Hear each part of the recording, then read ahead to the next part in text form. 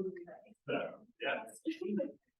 Welcome to Catawba College. I'm Michael Bitzer. I'm a professor of politics and history here at Catawba, and I am thrilled to be able to welcome you all to campus and to the inaugural meeting of the Commission on the Future of North Carolina Politics. I want to personally say thank you to each and every one of you for dedicating your time, your energy to this initiative. We are looking forward to it. It is going to be an organic process. We will certainly have a lot of discussion today about a lot of different topics, but we want to hear from you and hopefully make this process as open, as transparent, and as visible to the public, because we need that in our election systems. I have the pleasure to introduce the president of Catawba College, Dr. David Nelson. He is the 24th president of the college, and he received his PhD in theology from Southeastern Baptist Theological Seminary. And he has a bachelor and master of music from Hardin-Simmons University. President Nelson started here at Catawba in July of 2020 and came to us from the Massachusetts College of Art and Design in Boston, where he was president. He also served as provost and chief academic officer at the UNC School of the Arts in Winston-Salem. He has remained active in the classroom, teaching courses in religious studies, philosophy, and music.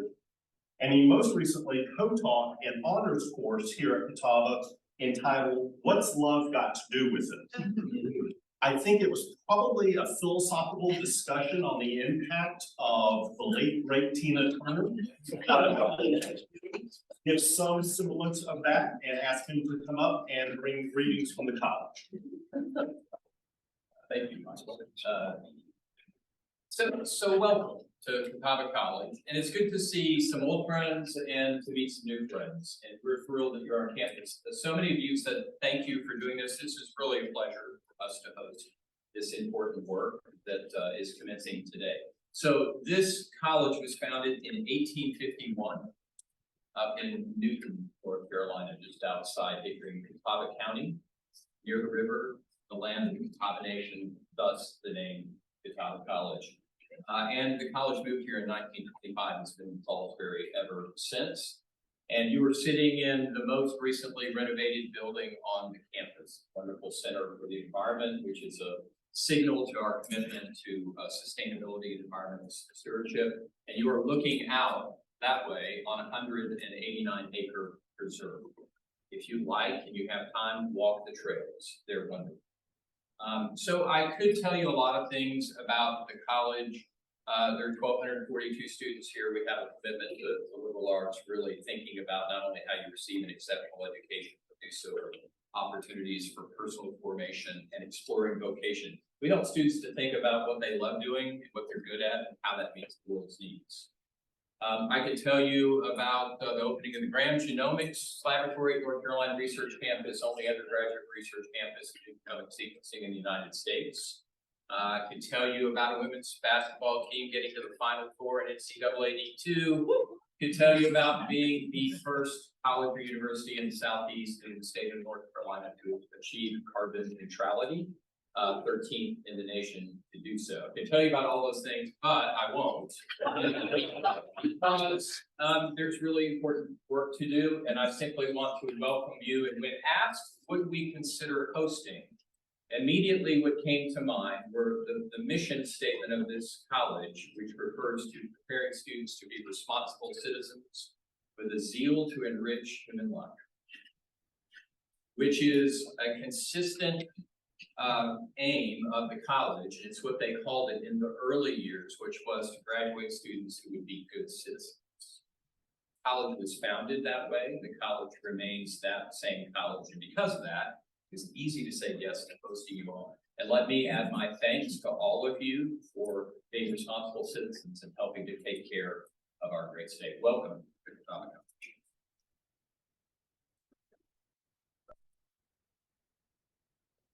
Thank you, President Nelson. I now want to introduce Avery Davis Roberts, who is the Associate Director at the Carter Center, which is joining Catawba College and sponsoring this commission. Avery manages the center's work on U.S. elections, as well as initiatives aimed at promoting greater political participation for women and youth in Zambia. She gained her undergraduate and graduate degrees from the School of Oriental and African Studies at the University of London, and she has led the center's Democratic Election Standards Project, which developed criteria for observers to assess a democratic process. She's worked on election observations for the Carter Center in Asia, Africa, North America, South America, and the Middle East, and manages the center's collaboration with the UN Office of the High Commissioner for Human Rights. She has developed several handbooks, has developed methodology by which to assess elections, and has written numerous articles and book chapters on it. So please join me in welcoming Avery to the podium.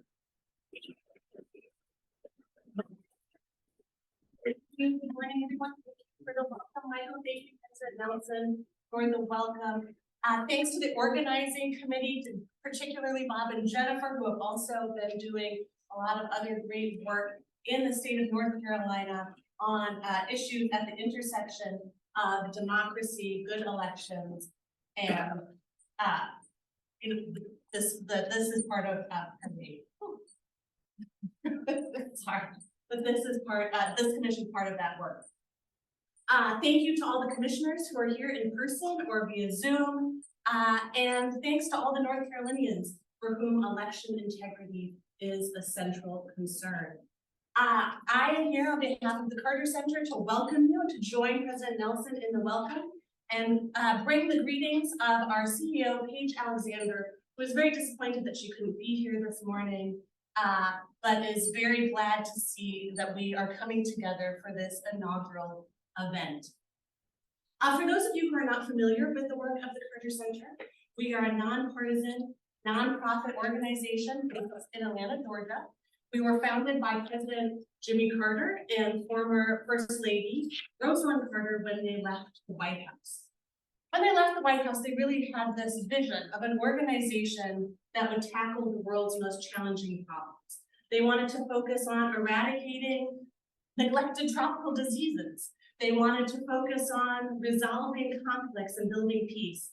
And they wanted to support democracy and human rights around the world. For the Carters, the risk of failure was not so great that they shouldn't take the opportunity to alleviate human suffering. And so for the last almost 40 years, that is what we have been doing. We have been working in all of these fields in different countries around the world. Michael mentioned Africa, Asia, the Middle East have been the core sort of geographic areas where we have worked. We have recently turned our attention to the United States.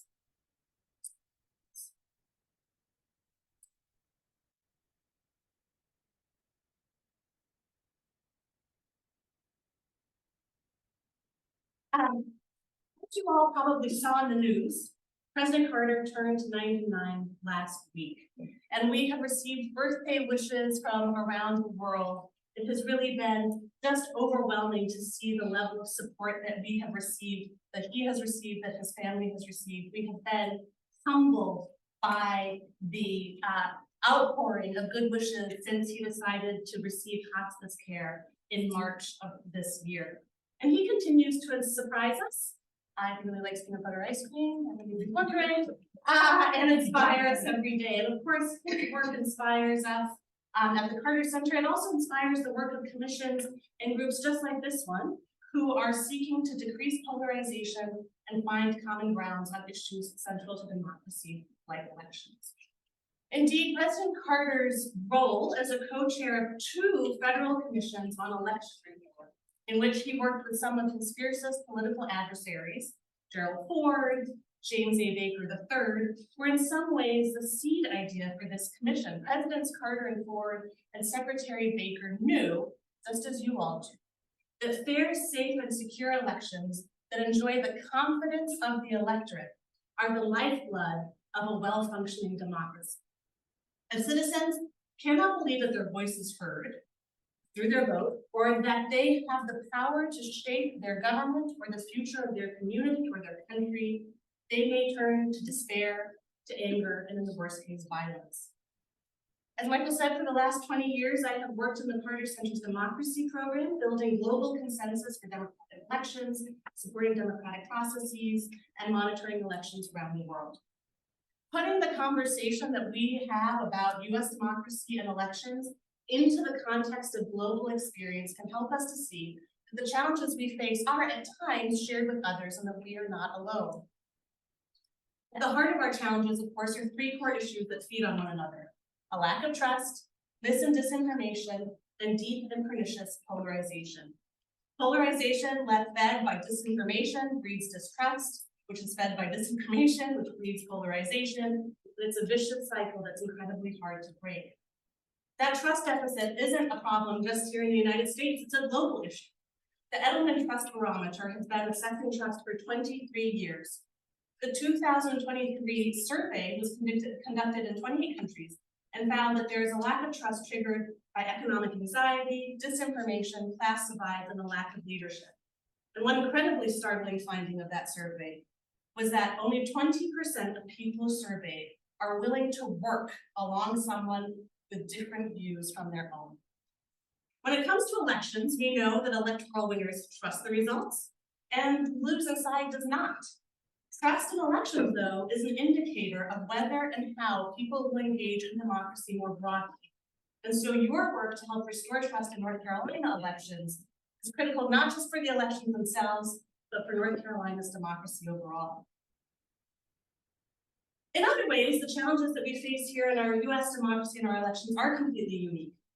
In our international work, we have not often seen such direct and harmful attacks on the election administration process, including the human beings on the front line, the election administrators, who have had to bear threats, harassment, and abuse at unprecedented rates for the last 3 years. I understand that nearly half of your 100 county election directors here in North Carolina have resigned or retired since the 2020 elections. I think we can all agree that our election workers should be able to do their work without fear for their safety or their families. I'll also say, in our experience, it's unusual to see such a lack of trust in a process that is generally so well administered. As I mentioned, since 2020, the Carter Center has been bringing the breadth of our elections and conflict resolution expertise to the US to support US elections in key states. These states include our home state of Georgia, but also other states where the risk of potential violence is high or where there is a unique gap that the Carter Center can fill. These states include, of course, North Carolina, Florida, Arizona, Michigan, and Wisconsin. In each state, the Carter Center has recruited local leaders on both sides of the political aisle to build networks of community folks, media, elected leaders, and more to support democratic norms and to work to reduce the risk of political violence. We, of course, know that each state has its own election system, its own culture and history, and so we really want that work to be locally led and relevant to the local context. For this reason, our work looks different in each state, and it may respond to different or specific questions or problems. Last year, Bob and Jennifer organized town halls across the state, getting experts in front of the public to facilitate conversations about the election process, because they really saw a key challenge in ensuring that there was really good, robust public information about how the process works. And what better way to get good information out than to ask the experts, the election officials. So they organized these town halls across the state, facilitating conversations about the electoral process, with the goal of restoring trust and hopefully reducing harassment and intimidation from those with doubts. Bob and Jennifer can say more about that work and how it fits in with this commission's work, but I will say that the work that you will be doing today and through the course of the next 18 months will be a critical part of it. As you move forward with the committee work of the commission, and I saw that there's a very long list of issues people will be discussing about in the course of the next 18 months, I hope you can lead into your consideration just a few questions that are rooted in principles for successful and trusted elections that we know make a difference from our international work. Question number one, how can we ensure strong voter education on the various aspects of the electoral process that you are considering? Are there reasonable ways that we can improve the voter experience? Because we know that a good voter experience increases trust in the process. How do we think about that when it comes to mail-in ballots or other kinds of voting that aren't happening in polling places? What recommendations might we have for contextualized transparency in the election process, so that those who will want to know more about the process, want to have eyes on the process, can do that to alleviate their doubt, but can do it in a responsible and respectful way of the process and the people running the election? How can we more easily understand or make understandable the election dispute resolution process and all of the election verification processes that occur post-election? These processes can seem complicated and opaque, but they are critical for giving confidence and closure to the election process. And finally, how can we make the most of the leadership in this group to get out the essential messages about the process? We know that leadership and messaging greatly impacts people's trust in the election process. So if you have thoughts as you're engaging in these conversations about ways to expand the reach of this group, please let Bob and Jennifer know. You'll begin these conversations today. We thank you so much for your time, your dedication, your brain power, and your goodwill as you do this important work. I'm looking forward to seeing the outcomes. Thank you.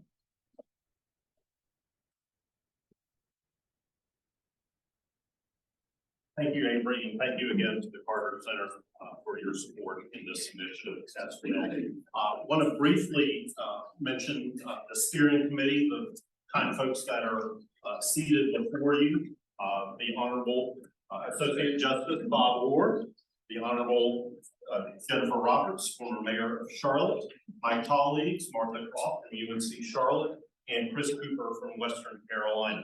We're kind of the organizing entity that I'll talk a little bit about our work here over the past several months, but we are here to work with y'all. We are here to serve you, to help you, to be a resource for your needs. So certainly do not hesitate. Each one of us will be assigned to a working group, and we'll talk about that a little bit in the afternoon session. For this morning, the rest of the sessions will basically be doing an overview of how we got to this point. How did we get to today? And then Chris and Martha will talk a little bit about North Carolina elections, give you some details about that. And then we will also hear from Paul Cox with the State Board of Elections, and he'll go even deeper into some dynamics that will be pertinent to our discussions as well. So let me go ahead and get started and talk a little bit about how we got here to today. I think it's incumbent upon all of us to recognize the basic and fundamental point, and that is the rise of polarized politics, not just in our nation, but in our state as well. And sometimes it even has gotten into our local communities. Now, there are many aspects to this polarization. What are the causes? What are the impacts on trust and confidence within our governing system? What can be done, if anything, to mediate it? And whenever I teach my seminar on polarization in US politics, my students think they know all the answers before they even come into the first class. This is easy. We'll be able to solve it at a moment's notice. And then they start to learn about polarization. And they start to do readings about polarization. And they start to have discussions amongst themselves. And the more that they learn and seek to understand, the more complex the topic becomes. I think you will share some of that experience of my students in this discussion as well. And as we see this dynamic kind of reflected, not just within our political leaders and our parties, we also have to acknowledge that it is within the general public as well. Just last week, the Pew Research Center released a pretty significant report on polarization. And they asked the respondents in a national survey, what one word or phrase would you use to describe politics in the US? Where do you start to see some minds and gears thinking about one word phrases? Well, here's the top 56 words. Divisive, corrupt, messy, crazy, bad, chaos, polarized, not surprising. I'm not sure if we asked to provide a meme for dumpster fire, how many different responses we could potentially get out of that. But this is kind of public opinion on the state of our politics and where we are these days. And in fact, you can look at more than just the national dynamics. You can go back in time. In the 1980s, when asked for putting on a scale of 0 to 100, 0 being ice cold, sub-freezing, and 100 being extreme warmth towards a topic. In the 1980s, less than 15% of those who identified with one party viewed the opposition negatively, taking all the zeros to 25. 40 years later, that number is over 60%. We have negative partisanship as kind of a driving feature of our dynamics in our world today. When you look and ask about the questions. Oh, I'm sorry, okay, hold on. We have folks joining us online as well, Zoom, so making sure that they can see this There we go. wonderful graphs. Okay. In thinking about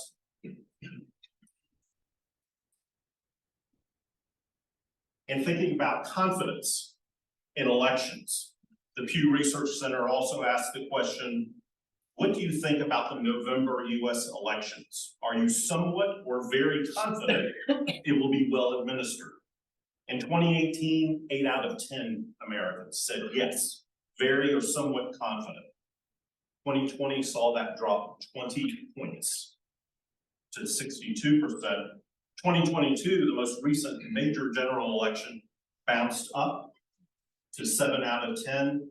But I think it says something about the confidence and the willingness of Americans to view our election administration system with confidence or without. Here in North Carolina, we have some data as well. The Elon poll from 2022. How confident are you that each statement will be true? The election process overall will be fair. Almost 2/3. Votes will be properly counted. Again, 65%. Only legally eligible voters will be able to vote. 2/3 again. But notice over 1/3 of North Carolinians don't have or have only a little bit of confidence that our election processes are fair, votes will be counted properly, and only legally eligible voters will be able to vote. In the Meredith poll from 2023, 3/4 of North Carolinians responded by saying, yes, I'm aware that election administration happens at the county level.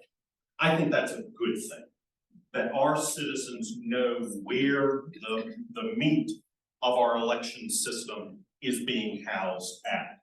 And in fact, another 3/4 would be concerned about if someone on the state board of elections went rogue, tried to overturn an election. In fact, that number, if you ask at the county level, with our county board of elections, 80% plus would be very or somewhat concerned if we saw a rogue county state board of elections commission go.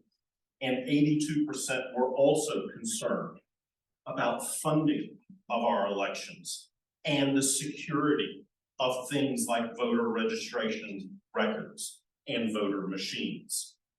So we see some dynamics that perhaps give us conflicting messages. On one hand, people are not sure that the process is fair. But on the other hand, locally, they know that the process is working. How can we address those common issues and concerns? The Meredith poll ended their poll with this kind of observation that I think is important to recognize. It is worth noting that in terms of knowledge about county administration of elections, there were no significant differences among demographic groups. Democrats care just as much about these issues as Republicans and unaffiliated do. So normally we see the partisan divide occur, not necessarily in this case, in this state. And so with that kind of background knowledge, let me talk a little bit about what this group did in the 2022 elections. Bob and Jennifer brought together, as Avery noted, the North Carolina Network for Fair, Safe, and Secure Elections. They brought together a cross-partisan group of many people across this state and decided to focus on a North Carolina trusted elections tool that was part of a town halls in every congressional district in the state, along with being an online town hall. Over the course of the town halls, 1,100 attendees attended in person. And with all of the media exposure, we conservatively estimate that we reached over 2 million North Carolinians about the messages that we were putting out. The end result was that when asked, after attending a particular town hall, did you have confidence and trust in the administration of elections? We saw that level go up by almost 8 percentage points. That once people knew, that once people heard the processes and the views from both sides of the political aisle, that confidence and trust could increase. So we have an idea that there is public interest about understanding how our elections are administered, about how safe and secure that process is. And that once people understand its workings, that the level of confidence and trust can increase and perhaps combat the negativism. In their report to the Carter Center, they noted that there will continue to be a need to reinforce democratic norms, to engage peacefully, and to have trust in democratic institutions like elections.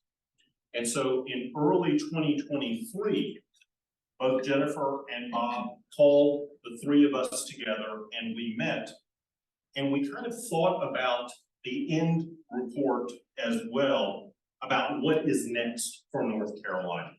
And they wrote in their report, the focus should be on a vision for the best possible election system to address issues like accessibility to voting, election security, and the safety for the public and for our election officials.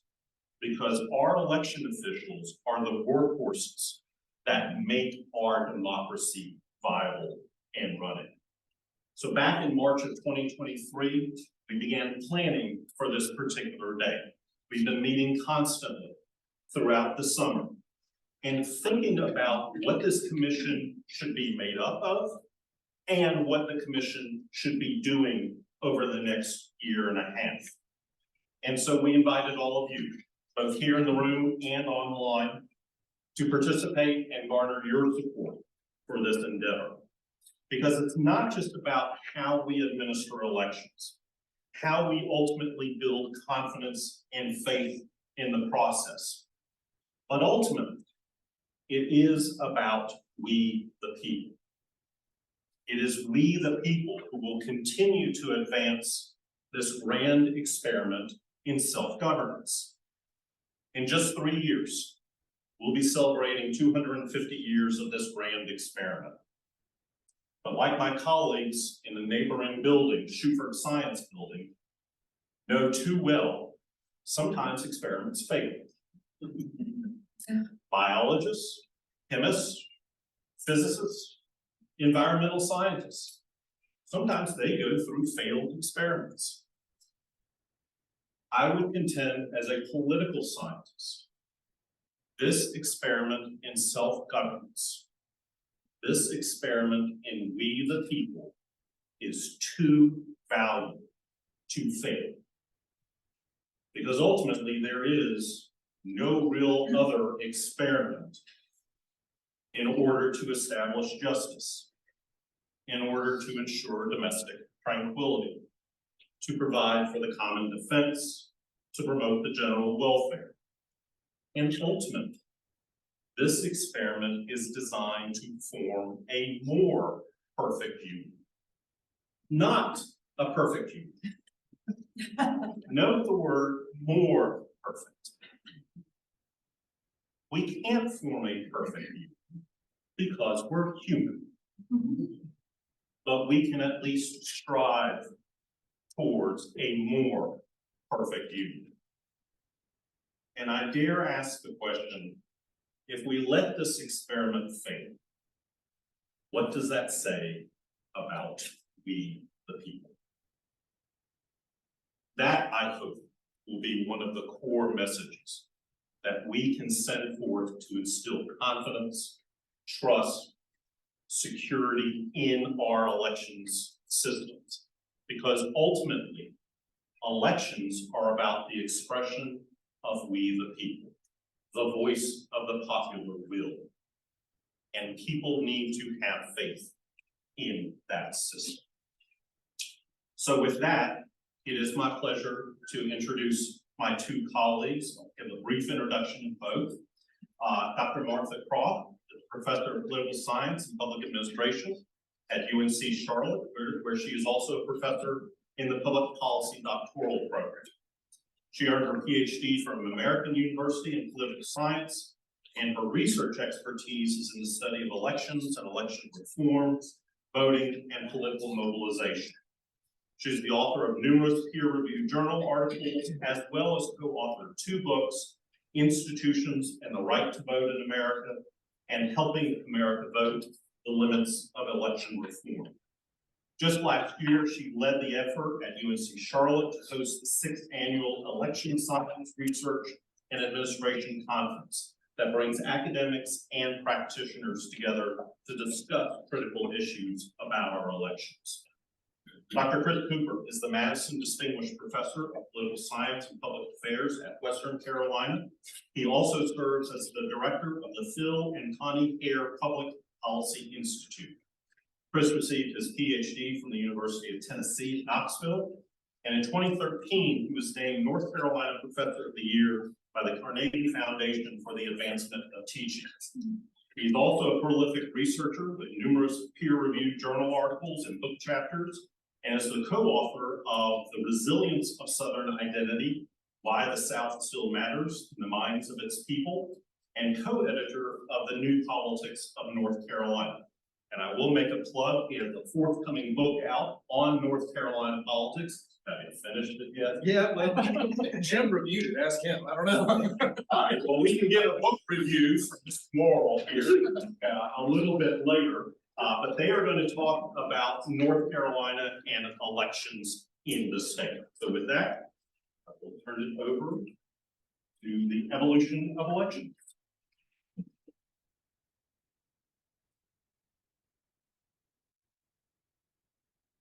Good morning, everybody. I trust everybody had a safe journey here to Catawba College. And I want to thank Michael again for his willingness to host. And he has done a lot that, oh no, one should hope a full professor doesn't have to do that. He certainly did. All right, so we got a little audience participation this morning. I like to make sure my classes feel like that they, can raise their hands and talk. Well, I don't want you to talk this morning. I do want you to raise your hand. Well, I want you to talk a lot later because there's a lot of different people in this room with a lot of different experience. And that's really important to me because sometimes I tell my students, we need to hear from people who have different experiences from me. Okay, let's talk about elections in 1776. I want you to raise your hands high if you think of the history, you can vote in North Carolina in 1776.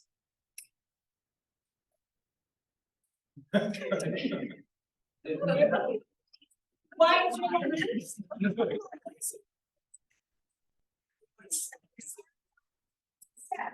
Because do you all own free and clear 50 acres of property? Well,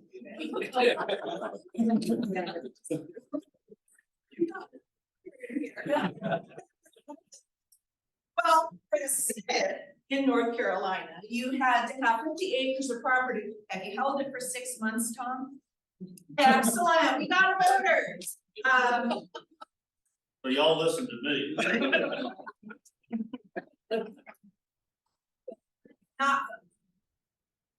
However, interestingly, if I lived in New Jersey, I could have been a voter, right? Even before the 19th Amendment.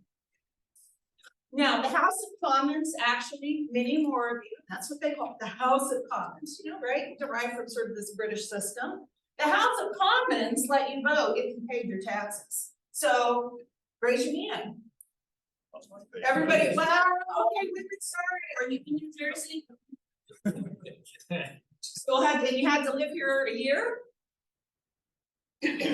But here's one thing that's a little bit surprising. And it sort of goes to the history of the right to vote.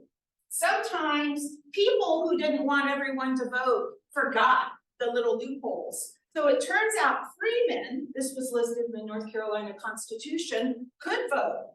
So Black voters before the 15th Amendment could actually vote for a little while. I think it might have been a little worrisome for some of the, you know, some of what we had here, but from 1777 to 1835, according to a Harvard historian, they could vote.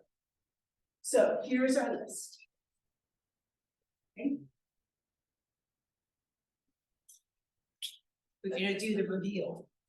But moving forward, in 1835, they caught the loophole and made it so only white people could vote. You did not actually have to be a citizen to vote. Which is interesting given some of our politics today. And later amendments in North Carolina made it so you didn't have to have a property requirement. That's a theme for today. Sometimes there's backsliding, and sometimes there are moves forward. But in general, North Carolina has moved forward. For a while after the Civil War, we had the 3 Civil War amendments freeing the slaves, the 14th Amendment and the 15th Amendment, allowing people of color, Black people, to vote. And we had the start of thriving Black politicians in North Carolina, but that was not to last. George White here was a congressman from North Carolina, and he served 2 terms with the 2nd District of North Carolina. But because Reconstruction ended, and he was right there at right as it ended as a Congress member, well, North Carolina politics took over. And I think many of you have heard the story of Bloody Wilmington, but there was many Black office holders and many individuals that were in offices. Yet there was basically some people go so far as to call it a coup, when the first few coups in the United States. If you haven't read it, there's several good books that you can certainly recommend. But it would be 100 years before there was another person of color, Black person, from North Carolina as a member of Congress. And that's the kind of history we found. In 1876, there was some and a little bit forward. There were some backsliding and some moves forward, right? No property requirements. By 1920, the poll tax got, there was a little bit of a poll tax going on there for a bit. But we also had what were some constitutional, and I'm going to emphasize this, constitutional reasons of disallowing people, particularly Black people, from voting. In particular, there were literacy tests. Prospective voters had to write sections of the Constitution and they had to read it. And no mispronunciations. Right? So that leaves open another theme that you're going to hear throughout elections is that there is discretion in the administration of elections. And sometimes that is very, very good. For example, Kitty here was an election director for many years. If there was a problem, there's a certain amount of discretion, she could solve one. And I'm betting, based on our conversation last night, she solved it very well with her executive.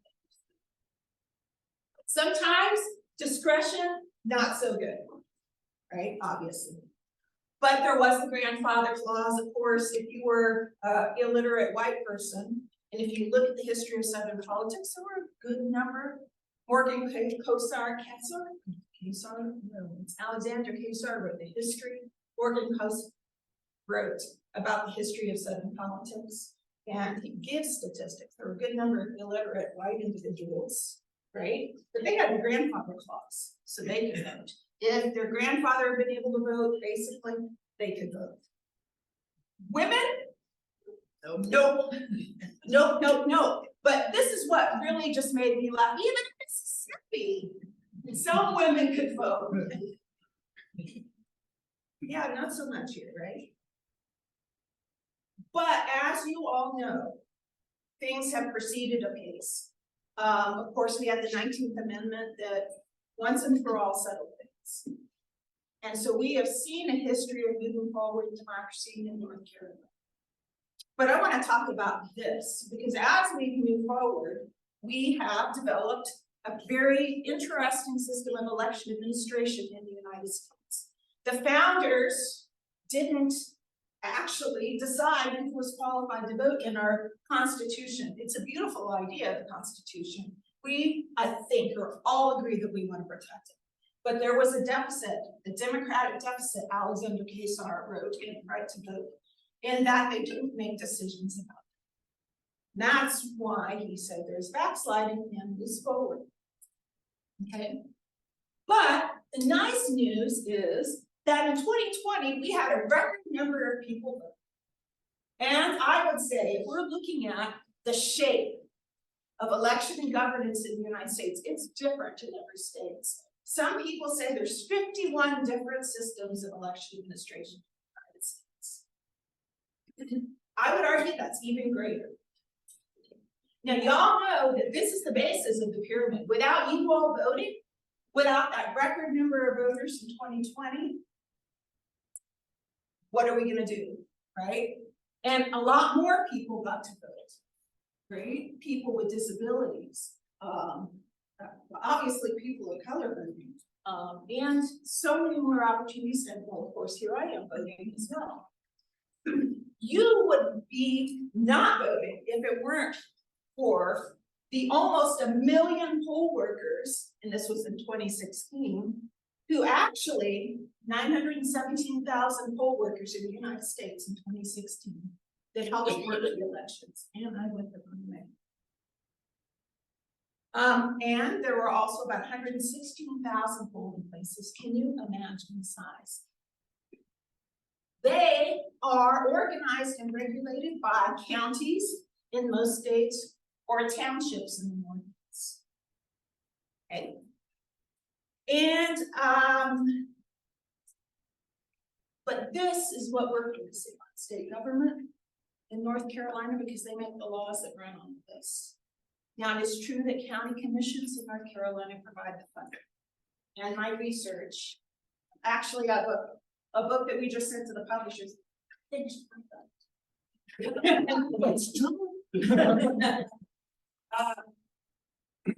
You will, the county commissions provide a great deal of difference in that is funding local elections all over the country. And I would say the federal government, rights protection is their main deal over time until the Help America Vote Act. And I'm going to pass it to my esteemed colleague here.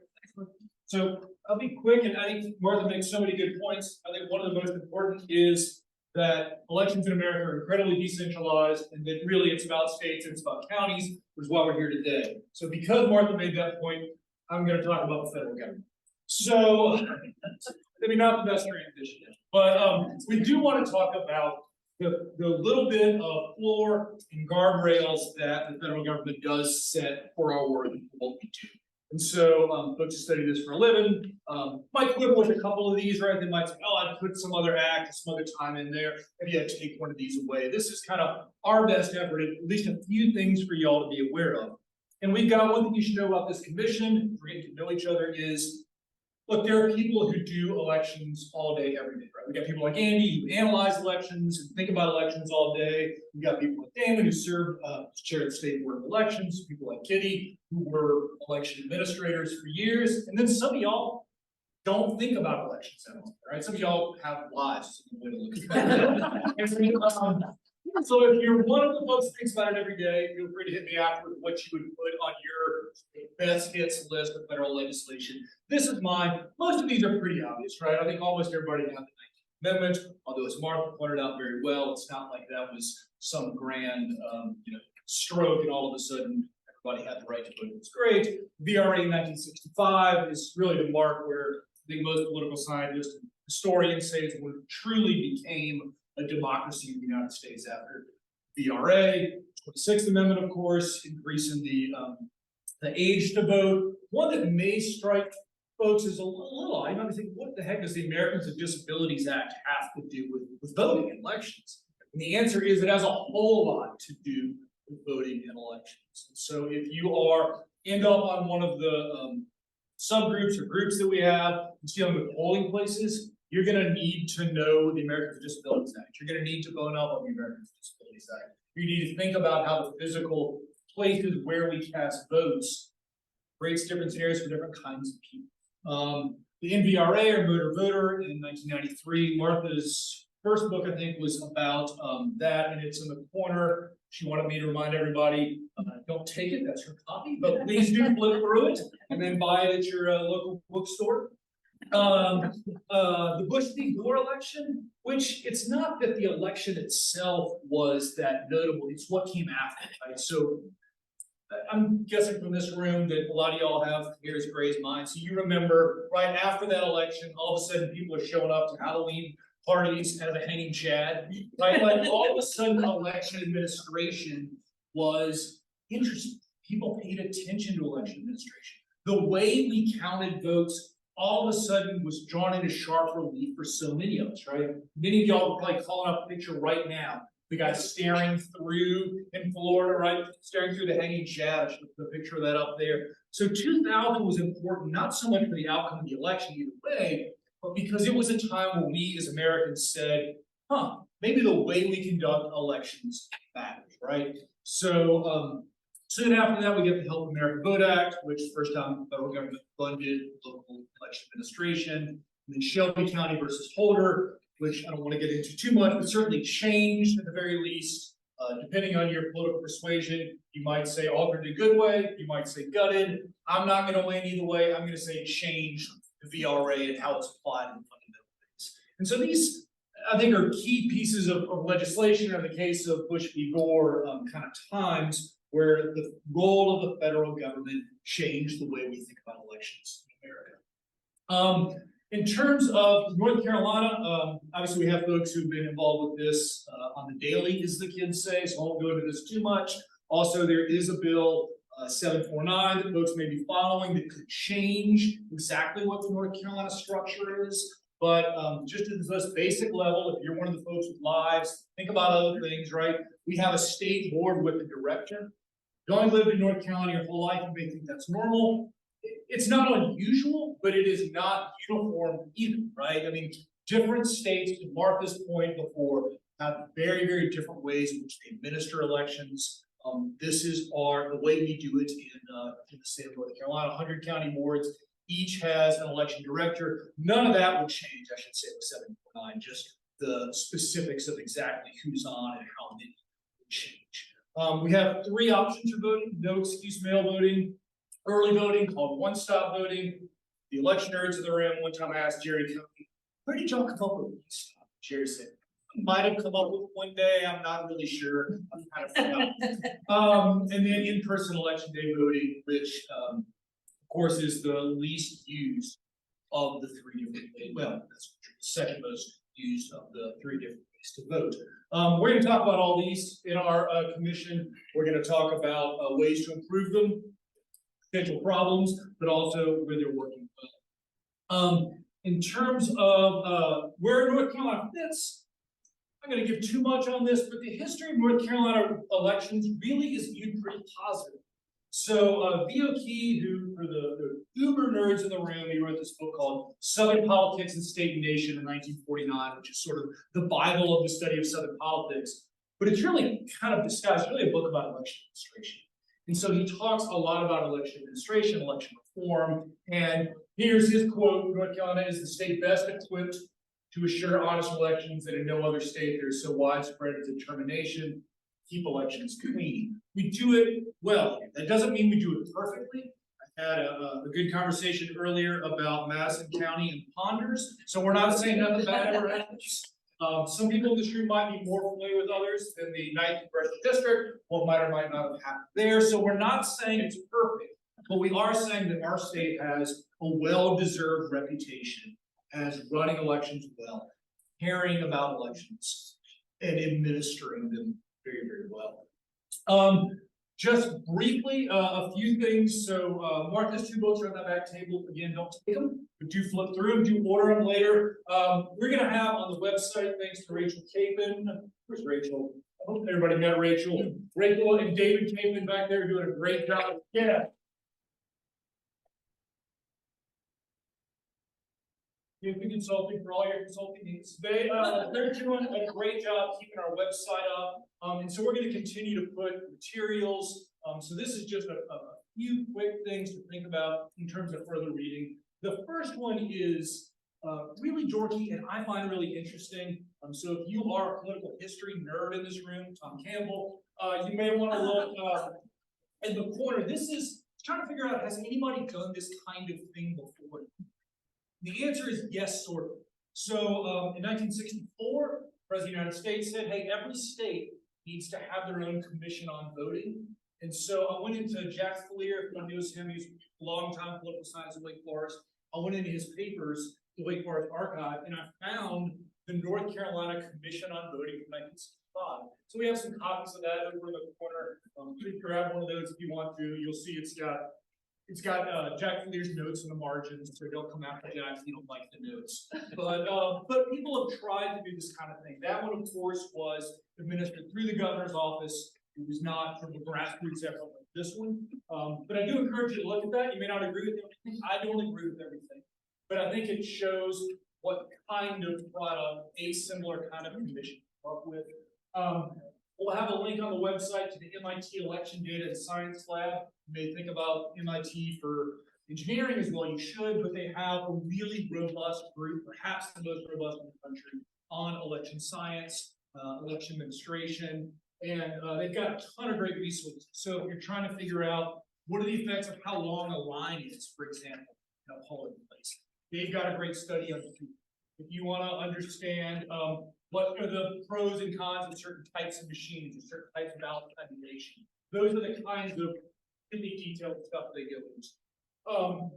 With a very bad web address, but a very, very good resource, the Election Law Index. I'm sure Paul will probably talk more about that in much more detail, but that's North Carolina specific. And then North Carolina also administers elections and communicates what's happening, as the election administrators in the room know very well, through numbered memos. So I'm sure Paul will probably talk at least a little bit coming out, and I trust him, that he will talk a little bit about how that works and why y'all might want to stay up to date on those. That's all I have. I was given the task that I'm supposed to introduce Bob and Jennifer. You can go to ChatGPT, and I tried that actually, and it's pretty good for like a bio. They're that famous for ChatGPT. But I guess more to the point for us, working with them it's been a real joy. And I know most people in this room are probably here because you know and respect Bob and Jennifer, and you should. And I think our work with them is going to reinforce that. Very important to me that Bob tells the best stories. Very important to me that Jennifer is like the Swiss Army knife of conversation. Like you could talk about skiing, you could talk about politics, you could talk about urban renewal, you could talk about transportation, you could talk about Teslas. She speaks Spanish. And she speaks Spanish. That's the part of the Swiss Army knife I didn't know existed. That's right. But I think the other thing is that they're both incredibly committed to doing this work and to improving elections in North Carolina. not for the Democratic Party, not for the Republican Party, not for unaffiliated Greens, Libertarians, or no labels, but for everybody who lives in the state. So, to Bob and Jennifer, thanks.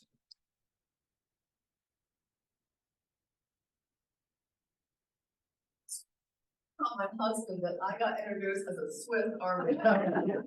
Let's see.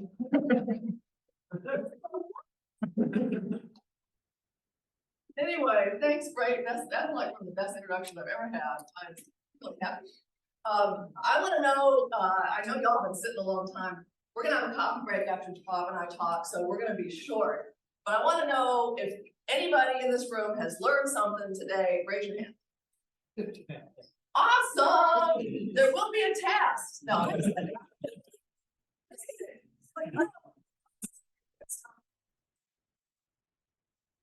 Have a college credit for this?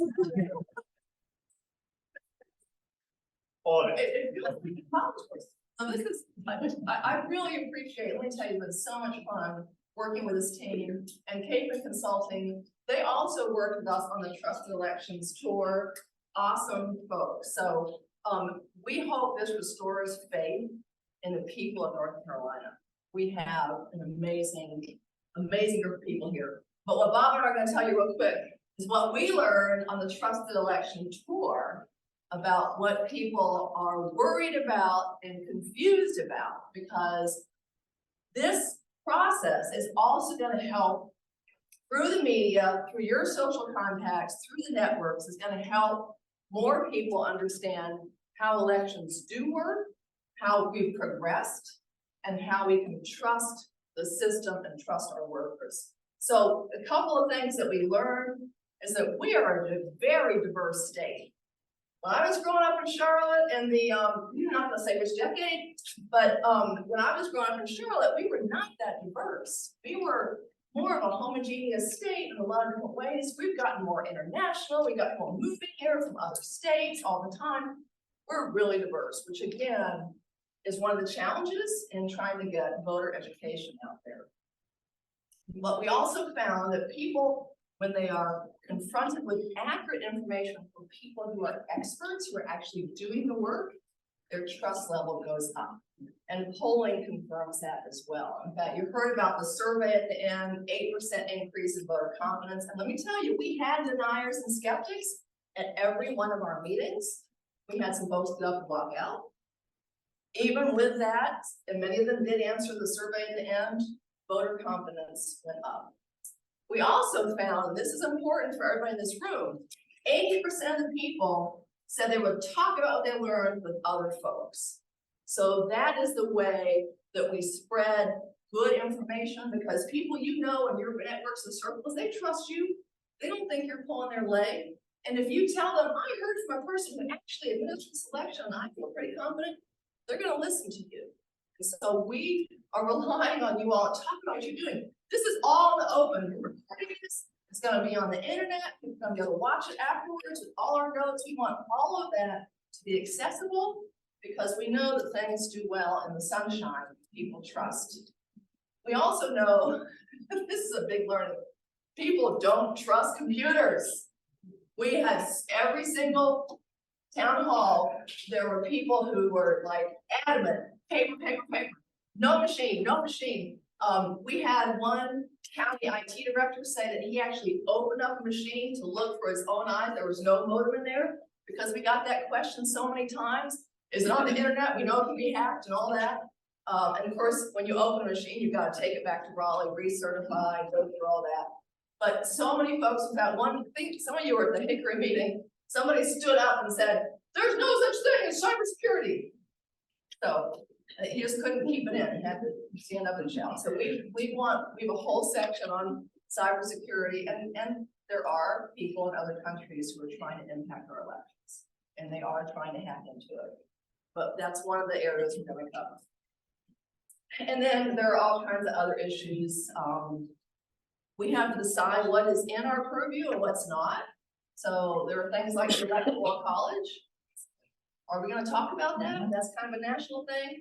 Can we affect that here? That's going to be a discussion. Do we not ignore that? Do we have a recommendation? Do we just leave it aside?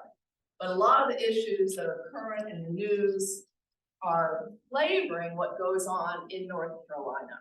Some of which don't even apply to the way our system works. So again, that's part of our task to help educate folks.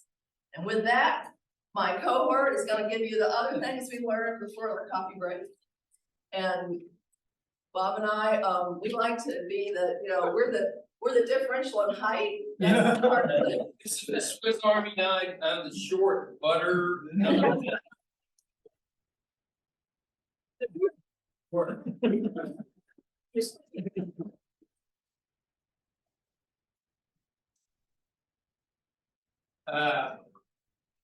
Let me just add my thanks to President Nelson at Catawba College and to the Carter Center for allowing us to collaborate on this project.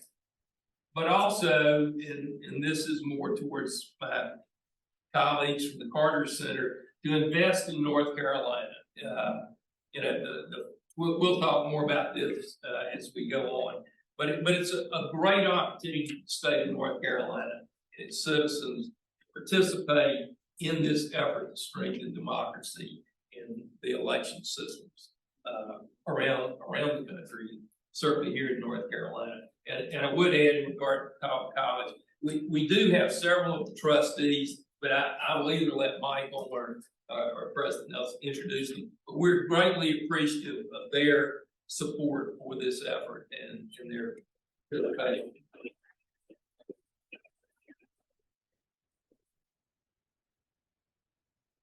In just a couple of minutes, let me talk about what we learned on our 14 congressional district tour. We wanted to tour the state in a chartreuse minivan with a rock band playing, but it was a more conventional effort to go all over this state to talk about elections.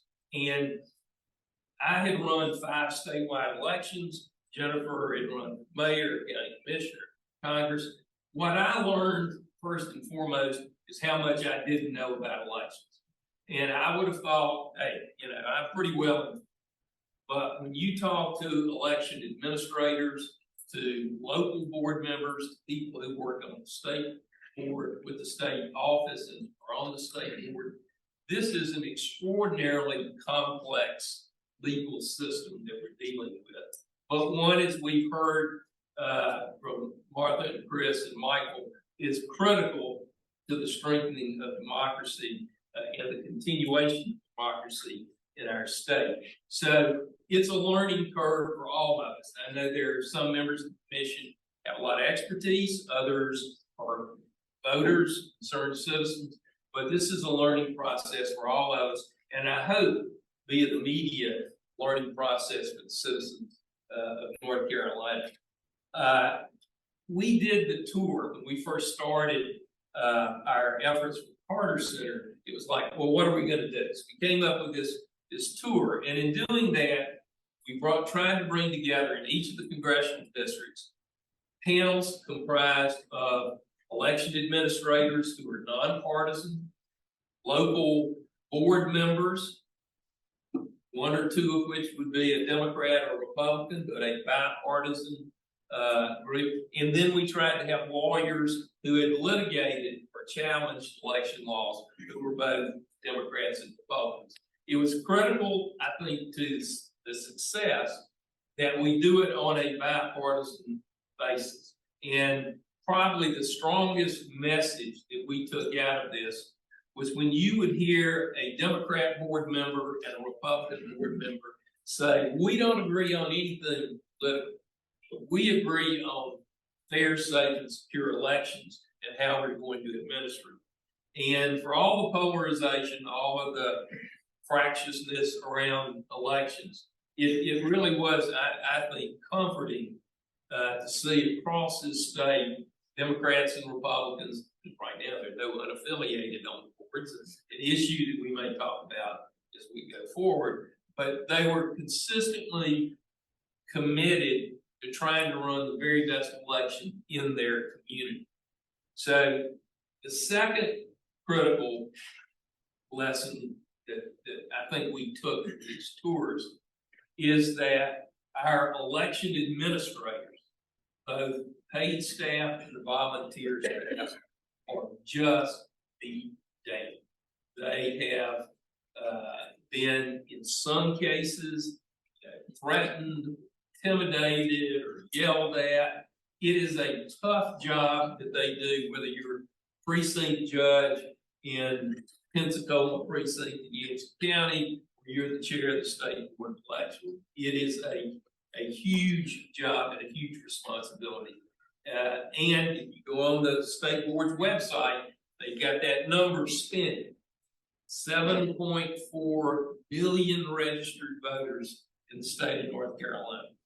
Think about what that means from an administrative standpoint, spread out from Murphy to Manning. So the second most critical point, one that I hope to spend a lot of time talking about, is how do we strengthen and support the professional staff at the local level and at the state level. And how do we encourage our fellow citizens to work the elections, volunteer precinct workers, judges? If they don't, it just doesn't happen, or that's when problems arise. Now, it's my pleasure to introduce Paul Cox. Paul is the General Counsel of the State Board of Elections, and particularly for those of you who are lawyers, you can only imagine the scope of responsibilities Paul has. He's a Delta Car Hill, undergrad in law school, and again, our new friends here. He has worked in private practice. He has worked in state government with the Attorney General's office. He was Assistant General Counsel at the State Board of Elections and has been the General Counsel now, as I said, for about a year and a half. What is so incredibly important about Paul being here is that one of the keys to success for this effort, and really for everything that we've worked on in elections, has been the extraordinary cooperation and collaboration that we've received from the State Board of Elections. And, Damon Sarcosta is former chair, Paul as general counsel. The entire team has really gone out of their way to help make this a successful effort. And I thank you, Paul, because I've dealt with a lot of lawyers who aren't easy to work with.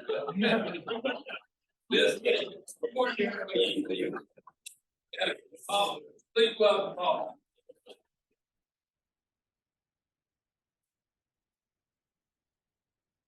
All right, well,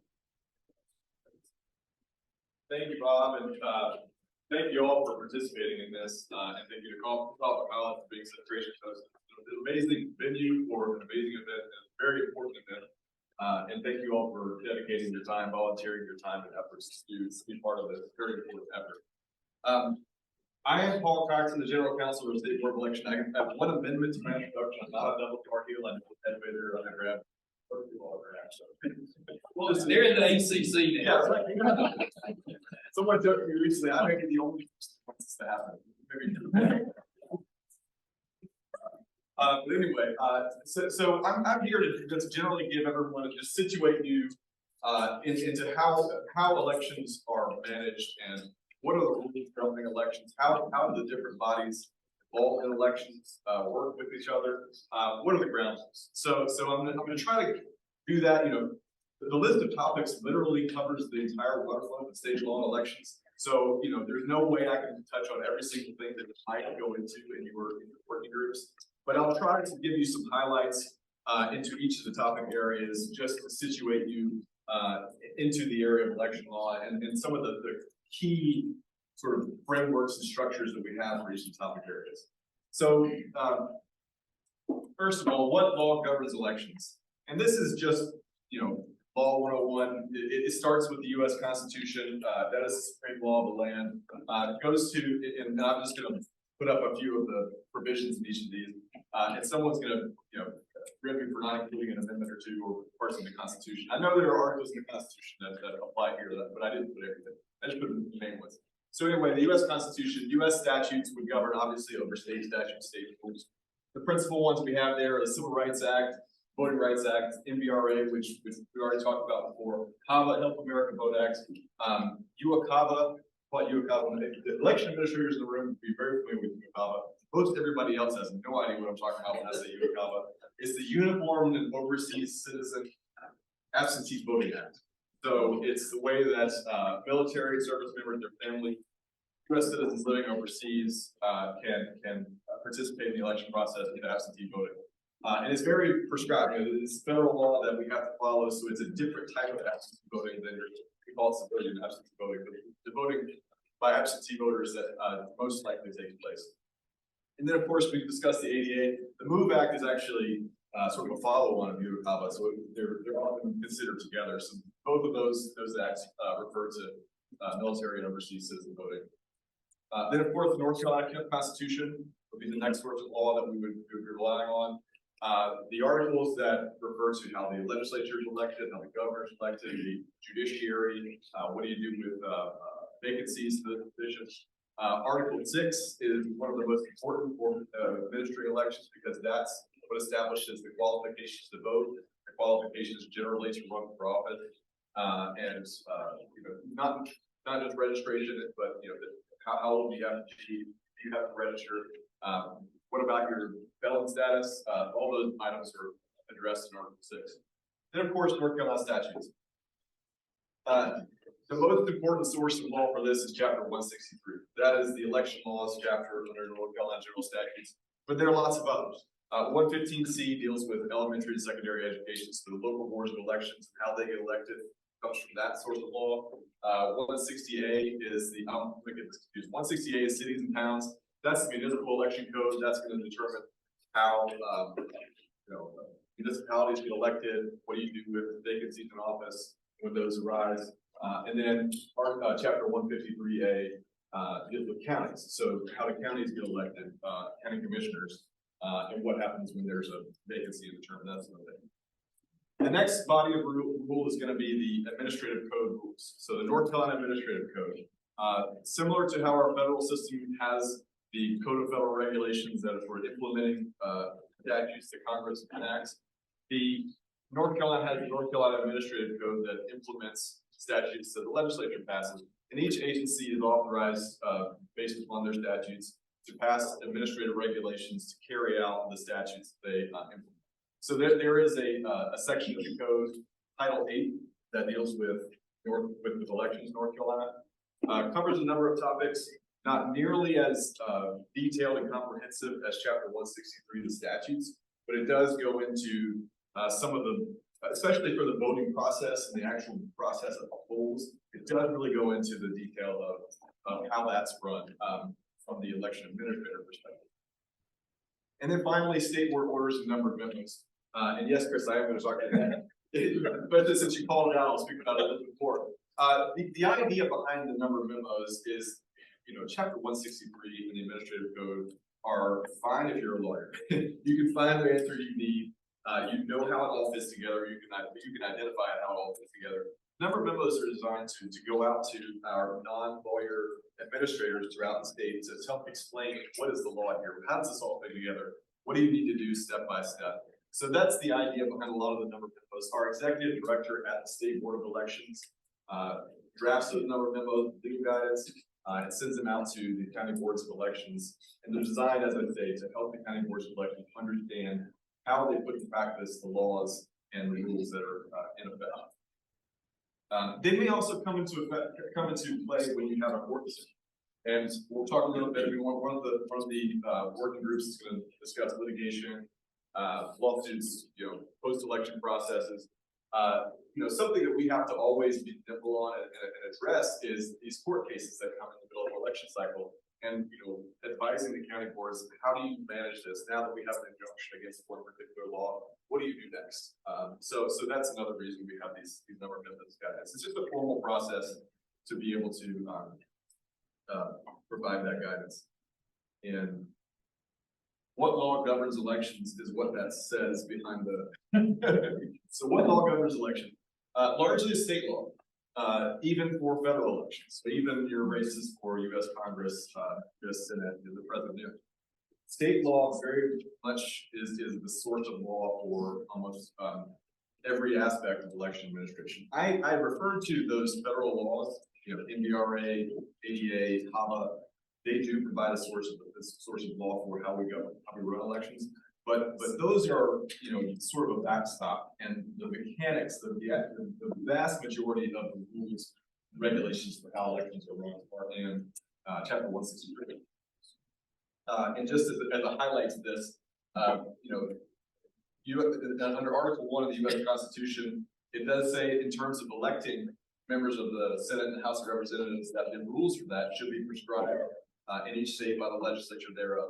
There's a recent U.S. Supreme Court case dealing with the definition of what is the legislature thereof. I won't go into, but suffice it to say, for the purposes of this meeting, you know, the time, places, and manner, that does a lot of work in election law, because you will find cases upon cases dealing with time, places, and manner. Time, places, and manner restriction is what governs elections. It is the U.S. Constitution saying to the states, you can determine what are the processes and procedures for even federal elections. So just wanted to highlight that provision just so you can kind of get an idea of even the federal law points back to state law. So who administers elections? The State Board of Elections is a body composed of 5 members. It's a chair and 4 members. The governor appoints that body from lists that are submitted by the state political parties. There's 2 major state political parties, and no more than 3 can be of one political party. So what that results in is that the governor's party currently gets the 3rd vote, and then the other party's nominees have 2 seats on that board. It's a similar dynamic for the county boards of elections. The appointment process is a little bit different because the governor appoints the chair to each of the county boards of elections. And then the state board of elections appoints the remaining 4 members. So it ends up being a similar partisan split on the county boards of elections based upon the governor and the governor's party.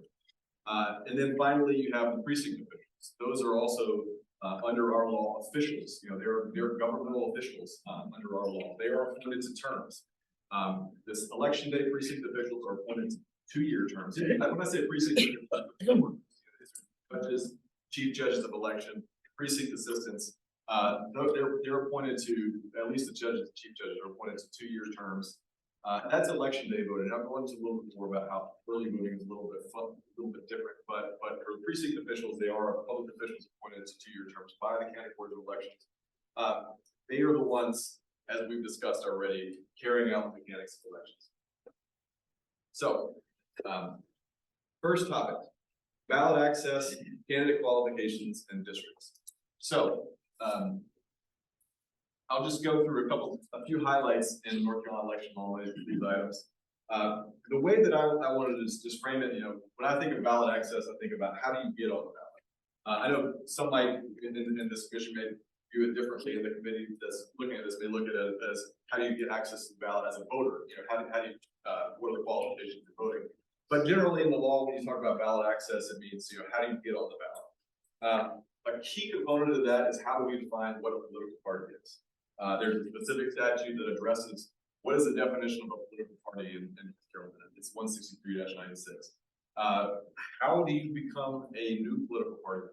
We're all familiar with the major political parties, but how do you, what do you need to do to qualify to be able to put your candidates on the general election ballot as a new political party? Bob will be very familiar with this because he represented a political party that recently got access to the ballot, the No Labels Party. What they did is they went around and gathered petitions to submit to the State Board of Elections to form a new political party. So that's a method of getting ballot access. I mentioned electoral success too, because once you are a political party, you can stay on the ballot in future years as long as you have a certain modicum of success in the last general election for governor or president.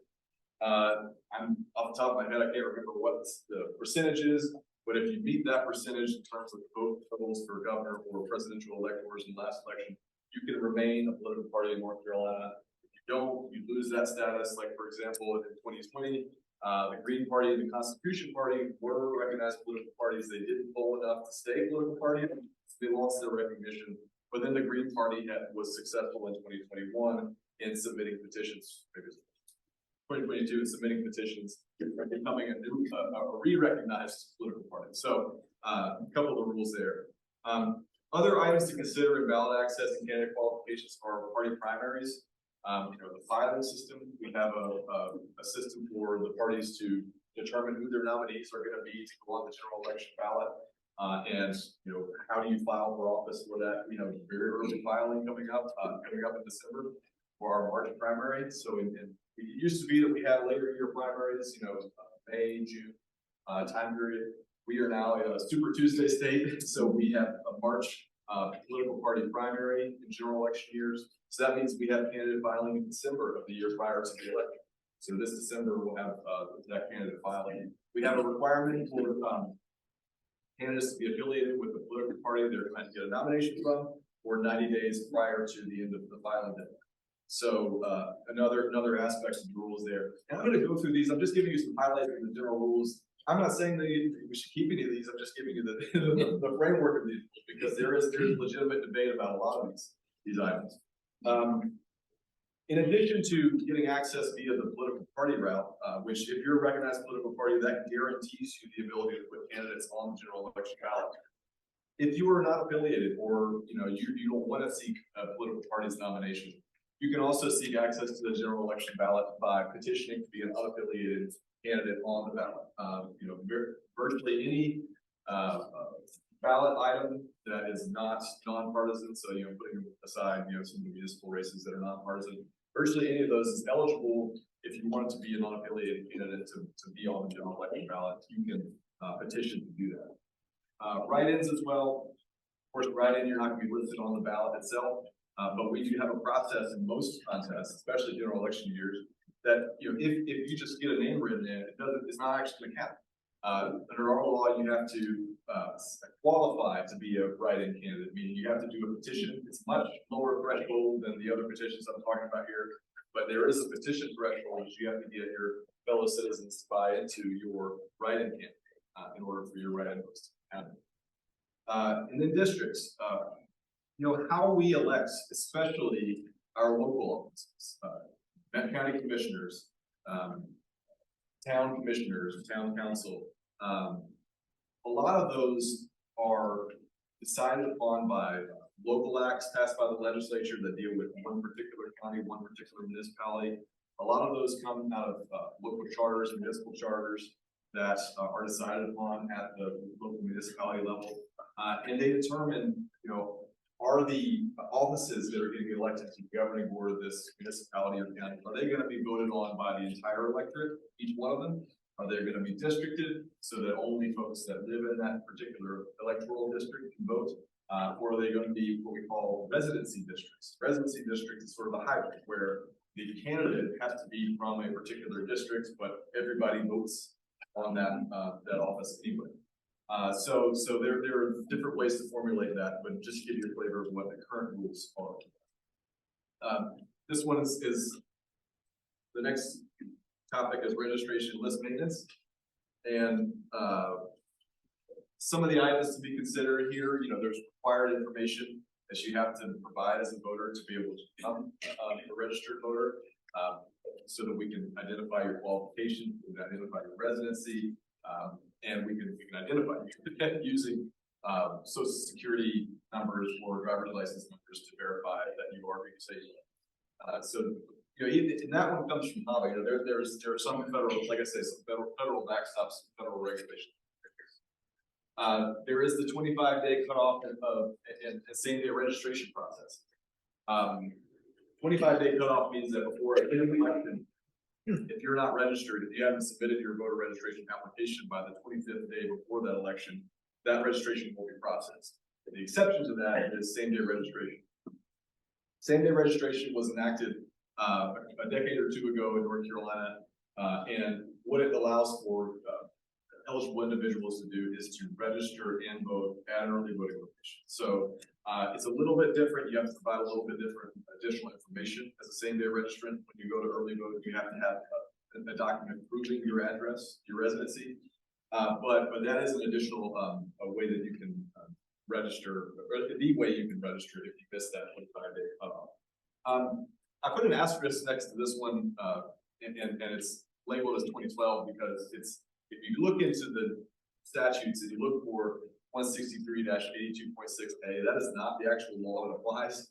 And the reason is because in 2013, the legislature tried to do away with same-day registration, but in a federal court case that the federal court determined that that was invalid. And so, but the legislature never recodified the old one. So what the effect of that is that the law that was in effect in 2012 is what is carried out still. Another wrinkle of this is that we have a currently pending law that would change this process. So Senate Bill 747, which may get a vote tomorrow, I understand, on a veto override and become law thereby, would change this process really only slightly. So that the general contours of same-day registration would still be there, but there would be some tweaks. And I think the statutory reference would become 82.6. So anyway, just a little trivial item there.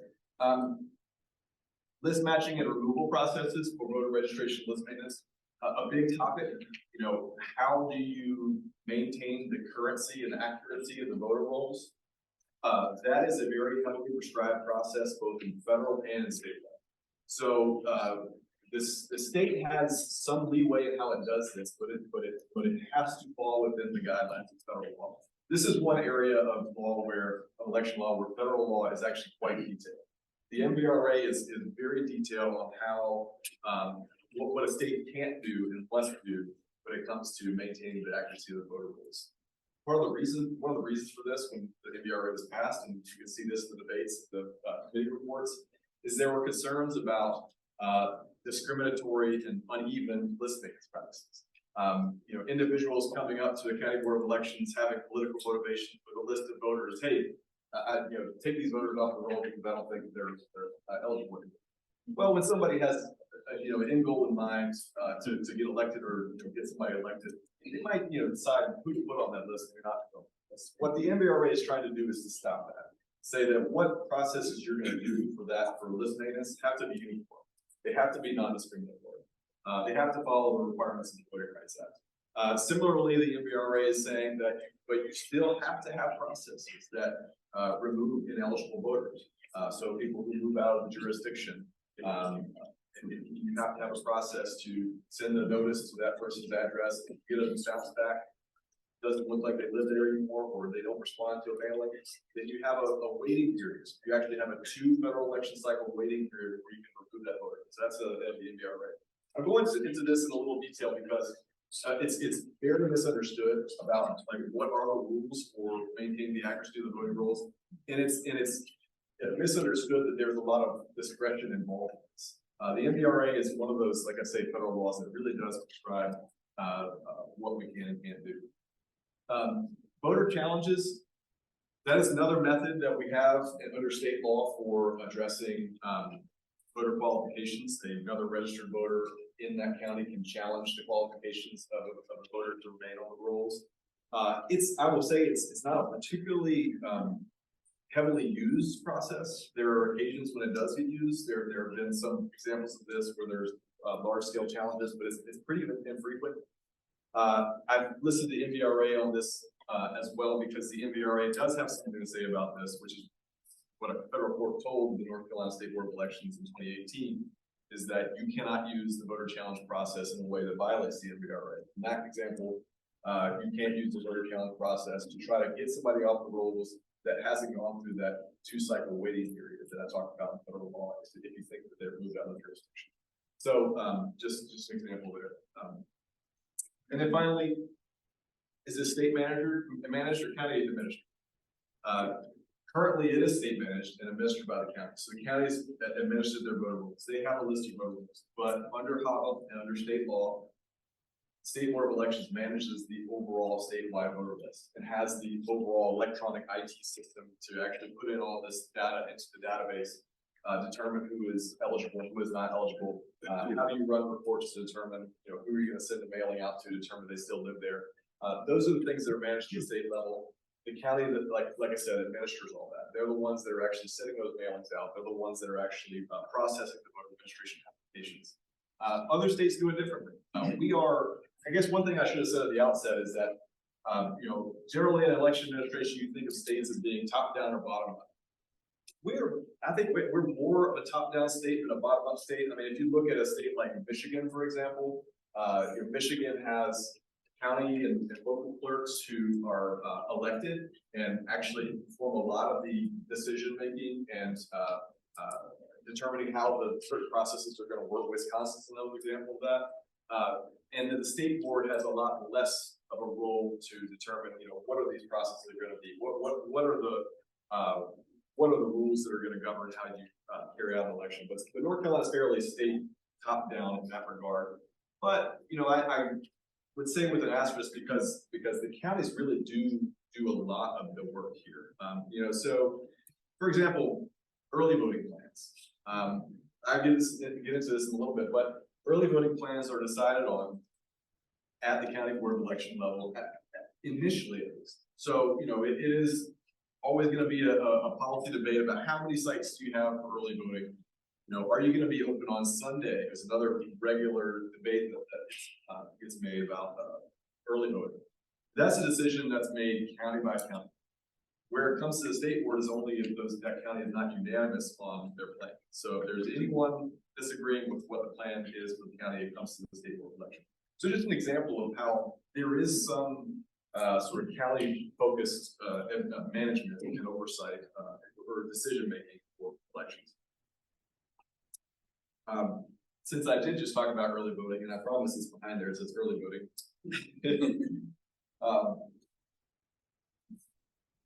The required period of early voting is prescribed in law. It's the third Thursday before the election day up until the last Saturday before election day. So it's a pretty large period of time. North Carolina was one of the earlier adopters of early voting. And we've maintained a period that's a pretty ample period for early voting. So, a constant area of debate is, how long should that period? As I said before, should it include weekends? Should it include Sundays? The area that I talked about that has more discretion for the counties, again, is the number and distribution of sites for early voting and whether to have weekend days. So, a lot of our larger populous counties will have double-digit sites for early voting.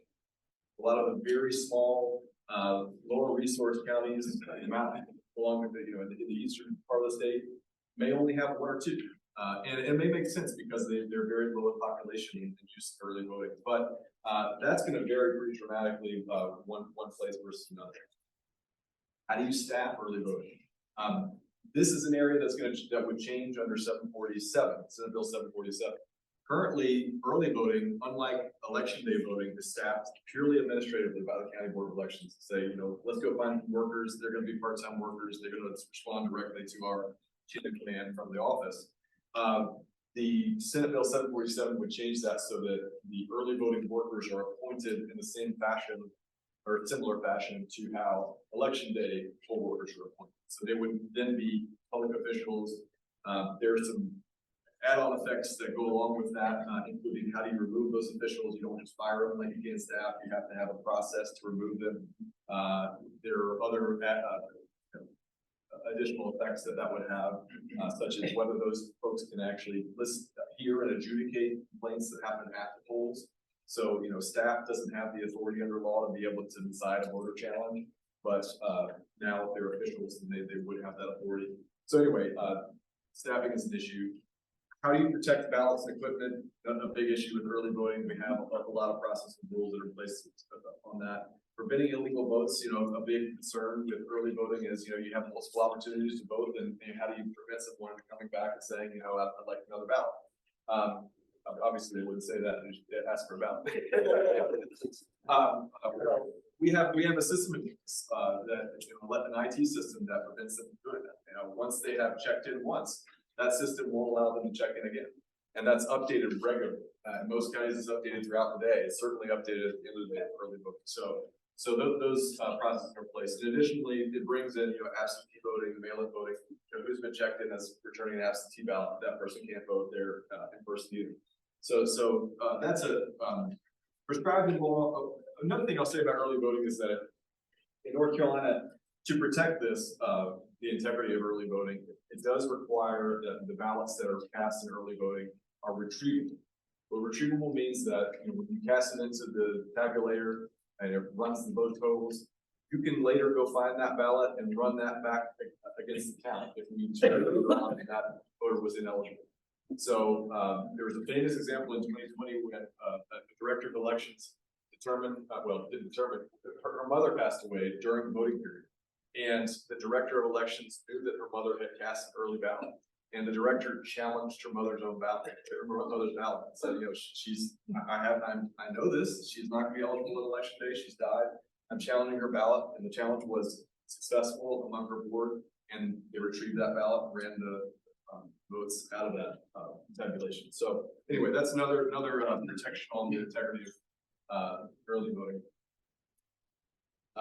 Then of course financing. We talked about this. That every county will be different. Early voting is expensive. And a lot of the counties, and it's all financed by the county board of commissioners and the county's budgets, not state financed. How do you manage? Right, what do we have to say about the fact that like some counties who are low resource aren't going to be able to put on quite as many early voting sites as a county that is heavily or very well resourced? Election day processes is what this topic would be. How do you prepare and procure ballots? That's largely done at the state board level, but with county board involvement, heavy county board involvement. There are multiple checks in place at both levels. I put in there administrative input, admin. Those are the areas where the law doesn't actually address a whole lot. So what we do is we provide guidance to make sure there are processes that are uniform across the state. So voting equipment and paper backup. That's a really big one. In North Carolina, you can only use voting equipment that has been certified by the State Board of Elections. And there's a lengthy certification process, and all of our equipment that's certified has to be certified at the federal level, Federal Election Commission as well. So that's an item. The paper backup is the law that was passed a few years ago, has been in effect. Every county, every voting place, if you vote, even if you're voting on a machine that's it allows you to do a Mecklenburg, it's called a ballot marking device, where you use the machine to touch screen to determine your selections. It's going to spit out a paper ballot, and you're going to cast that paper ballot into a tabulator. What this does is it ensures that every vote cast in North Carolina, with a few minor exceptions, has a paper trail. And the minor exceptions deal with voters that vote via a portal that's for the visually impaired community that needs to vote absentee but hasn't voted, needs to do so without the assistance of someone else because of federal law, the ADA, bring that in again. And then military and overseas citizens. Their federal law under the UOCAVA Act requires that they have an electronic transmission method. And then we have a portal that allows for overseas and uniform voters to submit their ballot through that portal. So other items that we touch on here would be the tabulating and reporting of results. That's heavily prescribed in the administrative code, how the tabulation happens at the end of the day at the polling place, how it happens at the county board of elections office, if it's early voting or absentee voting. Those are heavily prescribed, and reporting results. That's largely, we've sort of set up this system administratively about how you report back results up to the state board level. It's through our election management system, our IT system, same system that we use to register voters and maintain maintenance. We have a module in there where the counties all upload their election. That's how you see election results on election day. Disaster planning and response. There's not a whole lot of rules and laws on this. The one that I put up there deals with the authority to deal with disaster situations at the executive director level. So if a voting site is flooded because of a hurricane, there is a law and administrative code provisions that allows the executive director to declare this as an emergency situation. We're going to allow voters in that area to vote in another precinct. We're going to open up the early voting process with a little bit later, different period. Situations like that are regularly triggered. You have the voting process itself is disrupted. Now, you know, what do you do on election day when the power goes out, when you've got, you know, a voting disaster? You don't have as much leeway to try to like fix things, that are gonna require, like for early voting, you would have a little more, opportunities to provide other voting opportunities. But if it's election day, you know, what we do is administratively, we try to counsel the county boards of elections, have those plans in place. What are you gonna do as a backup? What are you gonna do if power goes out in this precinct? You know, you have your contacts in place with your local emergency management, your sheriff department, your police departments, EMS to deal with all those situations. So that's another area that is important. Where to vote, the boundaries of your precincts, the buffer zones, the boundaries for where people can come and go into to get close to the polling place. Those are areas that are heavily prescribed. Poll observers is an item that is heavily debated. It would be changed. Why I have an asterisk here, because Senate Bill 747 would change that law almost entirely. So, you know, it's an area that, you know, poll observers are the party appointed election observers that are authorized to sit in the voting place and monitor, watch the voting process. They are not election officials. They don't receive training, they don't receive official training from the boards of election. They take their oath of office. They are there to represent the political parties. They're their eyes and ears to make sure that there is something going on that they want to bring to the level of the county board, the state board of elections. So we can correct. We are in regular contact on election day and throughout the early voting period with the political parties who are getting input from their observers. Sometimes we have to step in and say, hey, yeah, you're not supposed to do that. They're, can't think of an example right now, but we're regularly in touch with the political parties to address things like that. But poll observers, obviously, because they're not election officials, I will say that sometimes they overstep, right? Sometimes they do things that some voters might perceive as intimidating. Sometimes they do things that election workers would perceive as intimidating, like follow them all the way back to the county board office when they're carrying all the ballot boxes, tailing their car. That's a little intimidating. I mean, think about what the population is of most of our election workers. It's, you know, retirees. You know, I hate to stereotype, but it's, you know, little old ladies. You know, think about how that will make you feel, how it will make your grandma feel if somebody is tailing their car back to the county board of elections office. So things that we all always think about and want to make sure that we're keeping in mind that monitoring the time. Okay. So election day processes, early voting app. We talked about a lot of this, and what I'll do is most of this is heavily prescribed in the statutes. It's stuff that you're probably familiar with. I'll just go through this and say, you know, refer to these slides if you'd like to get these particular sites. Challenges and lawsuits. You know, I've referred to the voter challenges. There are candidate challenges. We have a specific process in law to deal with challenges to the results of an election. It's called election protest. And I think in the wisdom of the General Assembly when they enacted this law, it is designed to be on a fast track, because we want to determine what is the true result of the election very fast before it's time to seat those people in office. The people shouldn't be waiting on the person to represent them to be seated in office. These have to be decided very quickly. The election protest statutes do that. We get litigation challenging voting procedures very regularly, both in the federal and state courts, usually relying on federal constitutional provisions. Just a couple things to bear in mind on that. There's a federal principle called the Purcell Doctrine that prevents major changes in election rules instituted by the courts when it's too close to an election. So that was decided by the U.S. Supreme Court and has been followed by a lot of the federal courts and even by the state courts. Wake Superior Court is the sort of hot seat for election litigation when it comes to state rules, because under state law, that is where any decision of the state board of elections gets challenged and gets sent.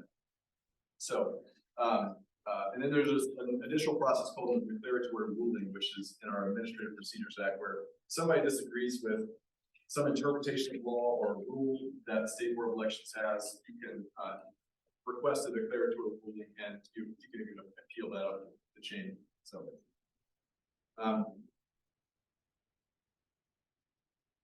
This particular item is, let's see what it says in there. Ballot and cybersecurity. Cybersecurity, really, there's not a whole lot of rules on this. I'd say one of the main rules on this is having the paper backup requirement for ballots. That's one of the most important rules for cybersecurity, I would say. But for the most part, we are trying to provide guidance to the county board of elections on how to maintain cybersecurity with the help of federal agencies like CISA, the Center for not remember what the acronym is, but as a part of the Department of Homeland Security that helps critical infrastructure like elections, power plants, telecommunications to protect themselves from attacks and disruption. Reconciliation and mail ballot tracking. Again, there's not a whole lot of rules and laws that apply to this, but we have very strict processes and procedures to address reconciling how many voters came to vote and were authorized to vote, and how many ballots got cast. That's what reconciliation is making sure those numbers match. Every polling place must do that. They do it as well with absentee voting. We do that. We have an IT system on the back end, but again, that's mostly administrative in terms of how we do that. Audits and recounts. We have a statutory audit under law. That is a sample hand-to-eye recount after each election. 2 voting sites are identified at random and they're counted by hand and compared to the results that the tabulator produced for that voting site to determine if it was reading ballots correctly. It consistently determines that it is 100% accurate, the election results. But that is the one statutory requirement. Other states do it differently. There's been a movement to have a more statistically sound method of determining the accuracy of election results. It's called a I'm thinking of the name right now, but Georgia has adopted that system of audits and is becoming more interested for election administrators. Access to voter records, public records. How much do we allow voters and other groups to get access to voter records? We have restrictions on some of that. By and large, this is open records to North Carolina residents, and anyone who makes a request, but there are certain restrictions. One would be the actual voted ballots or electronic records of voted ballots. So that's 165.1. Voters' personal identifying information. So, dates of birth, social security, driver's license numbers, signatures in that regard. So there are restrictions on that. Campaign finance. I will go through very quickly. There are the rules of North Carolina law on reports and disclosures from committees, limits on contributions, and penalties for violations and late filings. So you'll find those in those statutes. Infrastructure and administration. Again, I talked about the boards, the state and county boards. The state board oversees a staff of roughly 60 people. The county boards oversee a staff of 1 director and however many other staff they can hire under their budget, and depending on level of complexity of their office. So, for example, Lee County Board of Elections has more staff than State Board of Elections does. Mecklenburg, I think, is the same. But some counties have a single director, maybe a part-time employee. So it's really it runs the gamut. But by and large, most of the process is managed and done by the staff, with the board overseeing it. So that's what the board is there to do. The board is part-time appointees, and they meet periodically to oversee the conduct of the staff and make sure that all the processes are being carried out correctly. Safety and protection of the staff, another really critical issue. Training of the staff and poll workers is not just staff, but also the county board members. We have state laws that require the state board to conduct trainings once during an odd numbered year and twice during an even numbered year for the county boards of elections. So we do conduct those, and they're also considered there. Mail-in voting is a big topic. I think we've addressed a lot of it, but the voting period, the drop boxes, signature matching is one item that has really become of interest to the legislature. How do you address curing ballot problems? That's an issue that Senate Bill 747 would address. Some of these asterisks refer to the fact that the law is about to change because of 747. So, that's the mail-in voting process. Finally, let me just leave you with some resources. That's what it says behind the title on screen. The North Carolina Election Law Index, and yes, Chris, it is a terrible URL. Every single one of our resources has a terribly long URL. But what I tell people often is that, if you want to find something about voting in North Carolina, just Google NCSBE and then whatever you're looking for. You'll probably find it that way. That's probably the easiest way to find it. So anyway, but we do have the link here to the Election Law Index. It is an index of the topics that you all will be looking at. So if you want to look at a particular item like same-day registration, go to Election Law Index. You can find it under same-day registration and find what law you need to look at to determine what are the rules that apply there. Chapter 163, as I say, is the guidebook on most everything election law related, where you're going to find the rules and regulations on election laws in North Carolina. The North Carolina Election Law Reference Book, which is it's a large reference book that literally it really just contains the statutes, both at the state and federal level, that deal with elections. We provide these free of cost to all the county boards of elections, and anyone can request a copy as well through our office. You just have to charge $13. And then the Election Assistance Commission, I mentioned this earlier, it's the federal agency that they're just sort of a clearinghouse for good practices, best practices among election administration. They've started doing this more, is putting out one-pagers, guides on good practices for election administration, cybersecurity issues like that. So if you're looking at sort of what are the leaders in the field thinking are the best practices in this, that's a good resource. National Conference of State Legislatures is another good resource, because if you need to look and see what different states do on a particular item, they have really good comparisons on those items. They've done a lot of election law. So if you go to their website and look for their products on state-by-state comparisons for absentee voting, same-day registration, whatever it may be, you'll be able to find what other states. And then finally, our website's ncSBE.gov, where you can find lots of resources on everything from campaign finance to voting to post-election processes. So I know that's a lot. There's a lot of waterfront to cover. You are covering a lot of waterfront, so I apologize for having to go through so many different areas of election law, but I did want to just give you the highlights for a lot of these topics. And if we've got any time, I'll open it up for questions. Maybe like 2 minutes. Everybody will get a copy of all the slides that are presented. That's one of the questions asked by folks online, but we will make all of the slides available to folks for your convenience and referral back. Any very quick questions? Jenna? Of all the changes that the legislature has made or is likely to make, what do you think are the most consequential or impactful for next year? So I think from the voters' perspective, the absentee ballot grace period change would be the most, the thing they're going to see the most, experience the most. Most of the other changes are more on our end, on the administrators. It's possible some of the changes in poll observers, but I don't think it really it's not designed to be a very big change to how that operates. But I do think, we have every year tens of thousands of voters who rely on that grace period where you get your ballot in the mail by the time the polls close with postmarks, and it arrives up until 3 days after election day, and it still counts. And you can prove by that postmark they put it in the mail by that election day. So that would be a change that most voters are going to experience. Now, when we're charged at the State Board of Elections to getting the information out about that, so that's going to be an item. You're not in the bill, but something that most people are going to experience for the first time next year is voter ID. That's in place right now. Believe it or not, we have elections tomorrow in 20 different counties. And then in November, 90 different counties, municipalities, they are voting with voter ID right now. But as we know, municipal election turnout is pretty low. Next year is going to be the first year that most voters actually experience bringing photo ID in North Carolina. So that'll be a big change, not instituted by the but it will be. I just have a quick question about, you mentioned the Senate Bill 747. Are there any other bills that you're aware of that are coming down the pipe that maybe would help us in looking at issues that are coming along with that?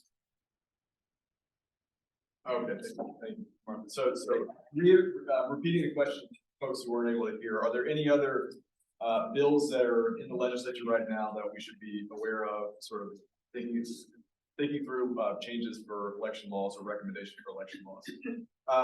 749 is one that we've discussed as well. That was the one that changed the makeup of the county and state board of elections, the appointment procedures. That one may get a veto override tomorrow, so maybe a law tomorrow. So definitely monitor that one for the purpose of identifying, what's the governance structure of election at the state and local level. There are some other bills. House Bill 770, I believe, is the. I'm not gonna. I may not get these right, but there's one that was moving through the House that would deal with access to electronic records of voted ballots, called cast vote records. That's a pretty niche, in the weeds area.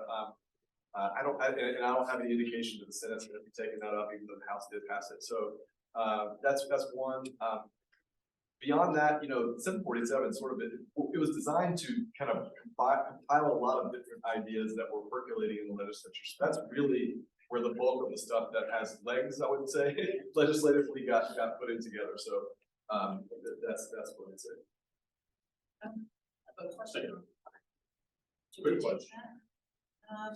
I'm gonna turn you up.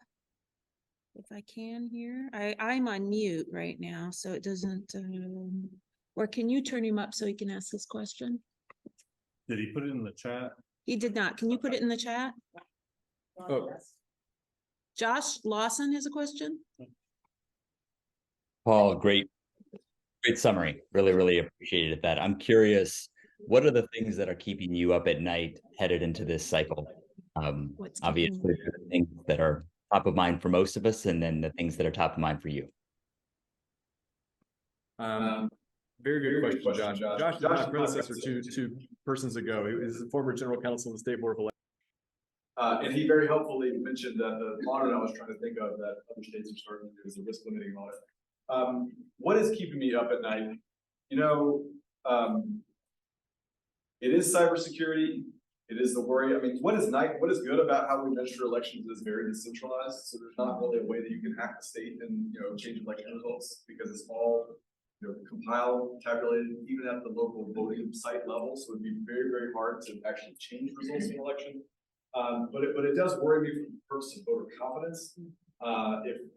If something got hacked, a site got hacked, and it would diminish voter confidence. I worry about the temperature out there, and I really worry about incidents that could occur at the polls. The temperature's been high for a while, and it's been okay. There haven't been too many major incidents at the polls, but I do worry about that. I worry regularly about the safety of all the thousands of people who are running elections across the state because of that. So I would say those are the main things that really worry me. And also, put one other plug in there, is that there's a lot of changes that are coming. Senate Bill 747, photo ID, the new makeup of the boards. Something that worries me a little bit about all this is a lot for people who are very busy dealing with a lot of complicated processes to take on all at once. And it's incumbent upon us to try to make sure they're all prepared and they have all the rules in place. But that does worry me that we're putting a lot of new stuff on them all at once. Right. Thank you very much. Before we introduce our keynote speaker, I do want to recognize several guests that we have here that have joined us today. And particularly, we have several members of the Catawba Board of Trustees. Bob Arnold is our chair of the board, along with Fred Standback and Bill Wagner, who are members. And we have, I believe, 2 members online, Dan Ross and Barbara Marshall. I do have to tell a quick story about Bob. Bob's from Hickory and was at the Hickory Town Hall that I happened to moderate. And I think it's fair to say Bob came in with a little skepticism about what this town hall initiative was going to be like, what was going to be covered. And I think at the end, he came to me and said, it wasn't anything I was expecting, but I learned so much. And I think that's ultimately what we are carrying this commission work and the experience hopefully into the future to be, so that people understand, have basic knowledge about the processes and feel a little bit more confident. Were you part of the 8% that felt a line of confidence in that regard? Excellent, excellent. Also want to introduce Dr. Carol Spalding, president of Rowan Cabarrus Community College.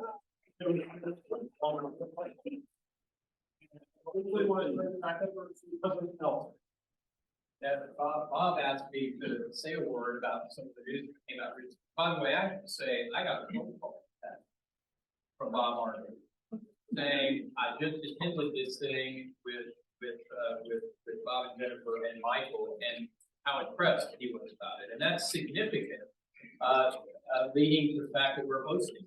Our board was so supportive of us doing this, and I think that has some. Thank you, Mr. Arnold.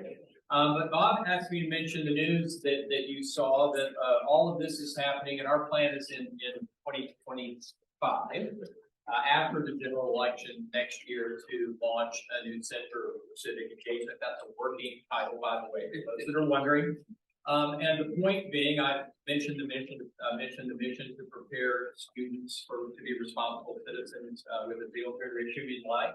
And given that Dr. Bitzer is here with his colleagues in political science, sociology, and other fields, our thought was we already have it here, but we should organize it at the center that sits alongside our Center for Vocational Values and our Center for the Environment, in which you are dining right now. So just to say that that's coming at Howard College, another part of our commitment to being positive citizens here in the state.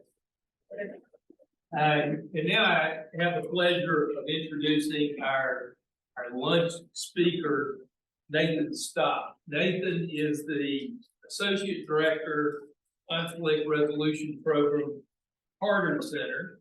I would have to say 2.5 years ago, when I was first contacted, Jennifer first contacted about being involved in the Carter Center. It was Nathan who was our primary contact. It was put together, but I think it's a pretty incredible program across 5-6 states now, all working towards securing democracy, strengthening democracy, and improving the voting system.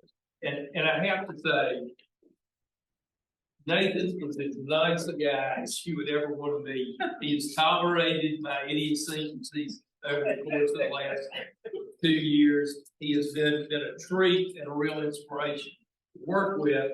But prior to joining or taking this responsibility, Nathan was a non-resident scholar at the Middle East Institute. Prior to that, he spent 9 years at the Carter Center, serving part of the time in Atlanta before moving to Jerusalem to run the Center Israel-Palestine Field Office. He has worked in Afghanistan on a USAID funded grant to strengthen local civil society organizations. He has lived in the Gaza Strip. He has done extraordinary things. And I would have to say, one of the real pleasures of being involved with the Carter Center is the incredible background and experiences that these individuals like Nathan and Avery have done and bring to the conversation. Got a bachelor's degree at Colgate University, master's in international peace and conflict resolution. When I first met him, his wife was the chaplain at Furman University, and Nathan was the Travelers Rest, South Carolina. Why anybody would live in Travelers Rest, I'm not sure. I would be a pleasant. But Nathan now lives in Minnesota, but is still obviously overseeing this entire operation. Nathan, we look forward to having you talk with us about everything that's going on. Please welcome Nathan. Thanks, Bob. Good afternoon, ladies and gentlemen. And as Bob suggested, I have been leading the Carter Center's work to address political violence in the United States for over 3 years.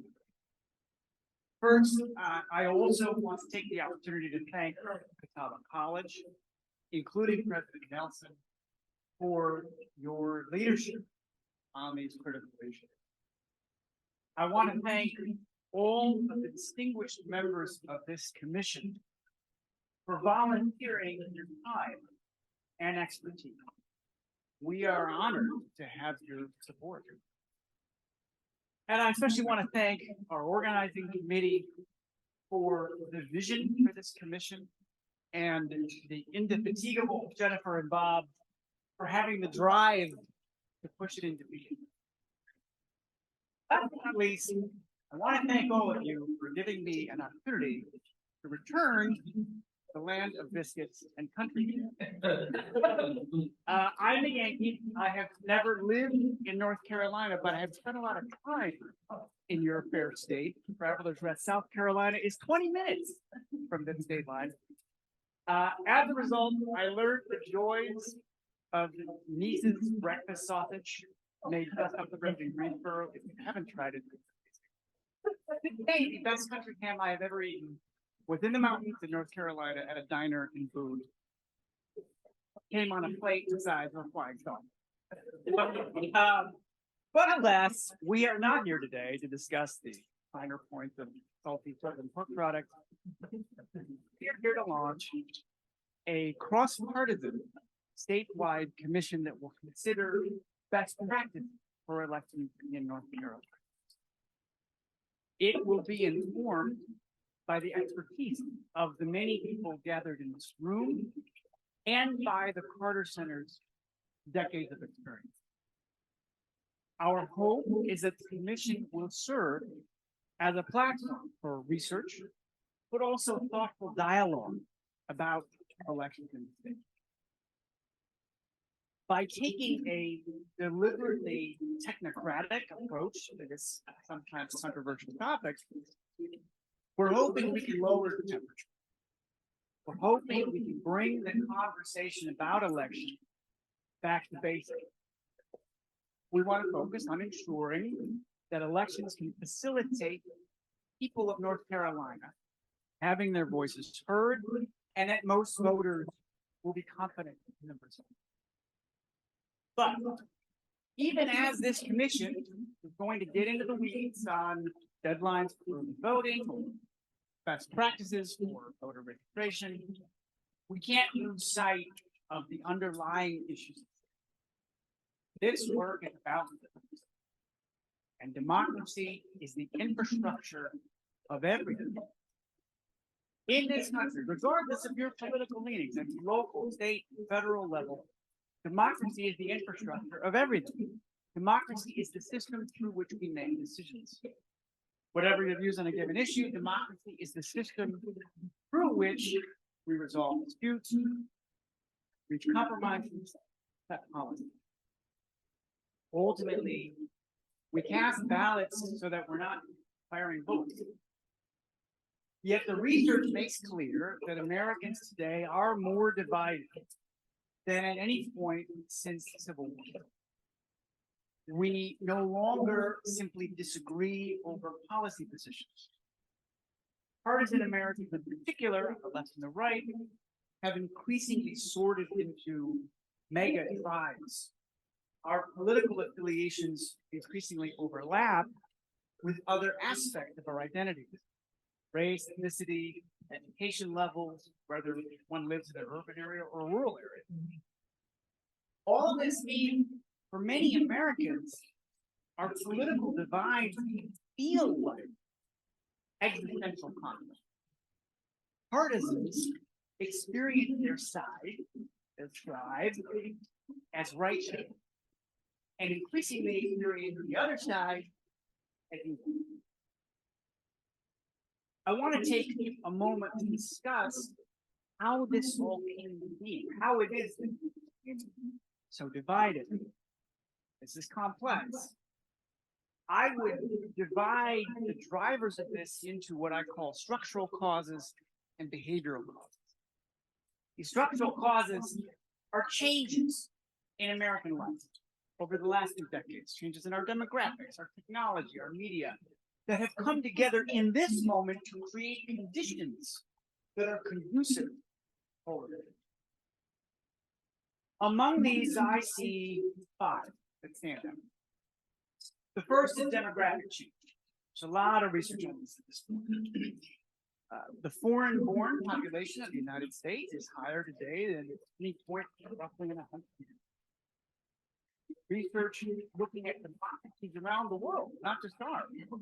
But to contest that, immigration, demographic change, even the fear of immigration, even the idea that your country's going to change being held up as a boogeyman has been fueling a right-wing, populist, sometimes authoritarian movement in many democracies. So, number one, when I look at what's happening here, demographics. Number two, closed media ecosystem.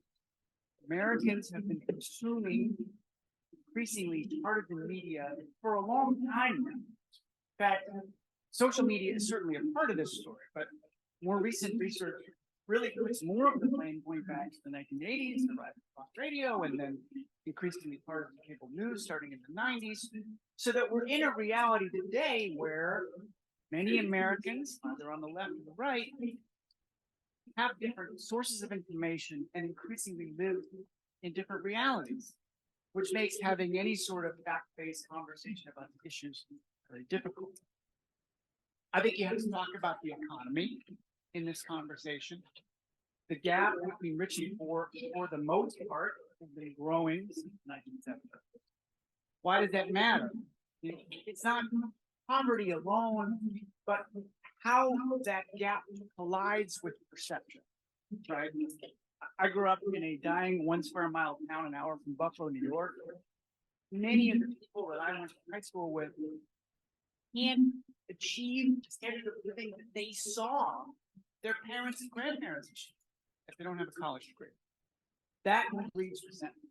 It pulls us back into our partisan corners. It makes us open to authoritarian demagogues. That's part of this.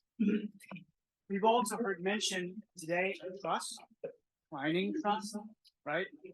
Every year since the Nixon administration, since the 70s, Gallup has been surveying Americans. They ask us every year, what do we trust? We trust banks, we trust big business, we trust the media, we trust organized religion. All those institutions Americans have been saying for years, more or less, that trust is going down, right? Why does that mean? Well, if you lose trust in the mediating institutions of American life, we are all that much more likely to pull back into our partisan corners. And again, it makes it harder to have a shared basis of fact with to have an conversation. Finally, the fifth thing I would mention is that at least in the 80s, Americans have been voting with their feet. We've been moving to live where most of our neighbors vote the same way that we. Is that what means that most Americans today are less likely to work with, or go to school with, or attend a Little League game with a fellow American who votes differently, who has a different political viewpoint.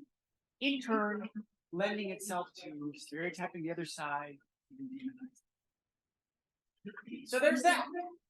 On top of that, just to make you a little more depressed, there's a whole lot of research been done in the last 10, 15 years about our brains and the ways in which we may actually be wired to polarize. So the first thing to keep in mind here, and I may be telling you all the stuff you already know, but none of us are rational, respectful for my life. We evolved to prioritize membership in groups, trust in groups. Imagine we're all hunting and gathering, you got like 30 buddies, you're trying not to get eaten by a saber-toothed tiger. Your trust in that group of people was a matter of life and death. Because the hunter-gatherer who stands alone, we're likely to get eaten, right? So our brain evolves to prioritize group membership. Beyond that, research suggests that folks who skew left, who skew more liberal, folks who skew more conservative, may have different subconscious, almost automatic responses to stimuli. So folks who skew more liberal are more animated by a variety of experience, newness. Folks who skew more conservative, more animated by perceptions of threat. There is even an emerging field of research that is looking at something called neural polarization. They took a bunch of fellow Americans recently a sample of people that they had typed, so half of them lean left, half of them lean right. And they had this whole group of people watch the same set of videos about immigration. Short video clips, immigration is a very emotive issue, whether you're on the left or the right. And as they watched the same videos, they had this sample of liberal and conservative Americans. They scanned their brains with an MRI. And guess what? The liberals and the conservatives in the sample had different parts of their brains light up when watching the same videos about immigration. So the point I want to make here is that these divisions run deep. And this helps explain survey data, which suggests that partisans on the left and the right routinely overestimate how extreme their political opponents are. So your median Democrat thinks your median Republican is more conservative than that person actually is, and vice versa. Data also suggests that partisans overestimate the willingness of the other side to violate democratic norms, to engage in any democratic. All of this is leading to a lack of dialogue, a lack of understanding, an environment where compromise is perceived as losing, and political violence is seen as an option. And of course, we have seen this. Saw this most notably on January 6th, but keep in mind that on that same day, half the state capitals in the Union saw demonstrations. Some of those turned violent. We have seen members of Congress, their staff, their families assaulted. We have seen election workers, local government officials, state officials receiving harassment, death threats. And of course, North Carolina has not escaped it. Our substation shot up not too long ago. We have seen threats to election workers, appearance of hate symbols, swastikas. On top of all that, there is research trying to tease out, okay, right, lots of countries are polarized, but why in America in 2016 have we seen this uptick in violence? And there's an argument that aspects of the nature of our particular democracy are exacerbated. There are a number of quirks to our system. Single member districts, pretty rigid two-party system, winner-take-all elections, minoritarian institutions like filibuster or college. These are aspects of our democracy that when you compare us to our peers around the world, correlate to higher levels of instability and violence. But at the same time, also just undermine confidence in democracy itself, right? These quirks in our system are contributing to cynicism on both sides of the aisle, to a sense that democracy can't solve our problems or deliver things that most Americans want. Sure enough, number of surveys over the last 2 years find that a quarter up to a third of Americans express preference for a, quote, strong leader who doesn't have to worry about Congress or elections. So where does this lead? Do we give in to hatred of our fellow Americans? Do we give up on living in a democratic republic? My answer to both questions is no. Thanksgiving's around the corner. When you are breaking bread and passing the stuffing with your annoying lefty aunt or your Fox News watching uncle, keep in mind the ways in which our brains are wired to polarize. Consider all the forces in American life pulling us into these partisan corners and have grace. Draw on that knowledge to be patient and to listen where possible. As for democracy, in North Carolina and nationally, I think the solution to so many of our problems is more democracy. For all our faults, American history is filled with periods when we have expanded rights, expanded the franchise, as Martha outlined this morning. As the eminent historian John Meacham said, our democracy is at its best when we are more fully realizing Thomas Jefferson's words, that all men are created. So it's true that a substantial minority of Americans might be open to an authoritarian leader. Yet at the same time, surveys have also shown that a solid majority of Americans still supports and has confidence in our democracy. A May survey commissioned by the Carter Center, looking at voters in North Carolina, found that 71% of registered voters here are still confident in the state's election systems. Beyond that, solid majorities of Americans agree on the basics of gun reform, abortion policy, numerous hot button issues. So it seems to me that the challenge before us is helping to ensure that elections in North Carolina are seen by citizens of the state on both sides of the aisle as legitimate. So that even when their side loses, the outcome can be accepted. The challenge is ensuring that casting ballots can continue to be the means through which we resolve the disputes. That's why we're here at the end of the day. The work of this commission is going to be technical. Some of it is going to be gloriously boring. But what you will be doing at the end of the day is furthering this great American experiment. Future is unwritten.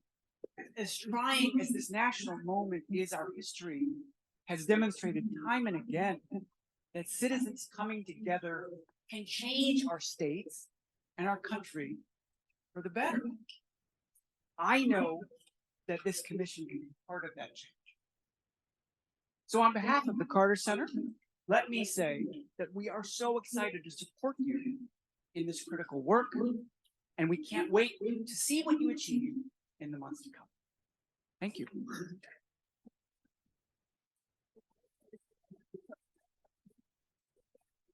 And I will take questions if my colleague is.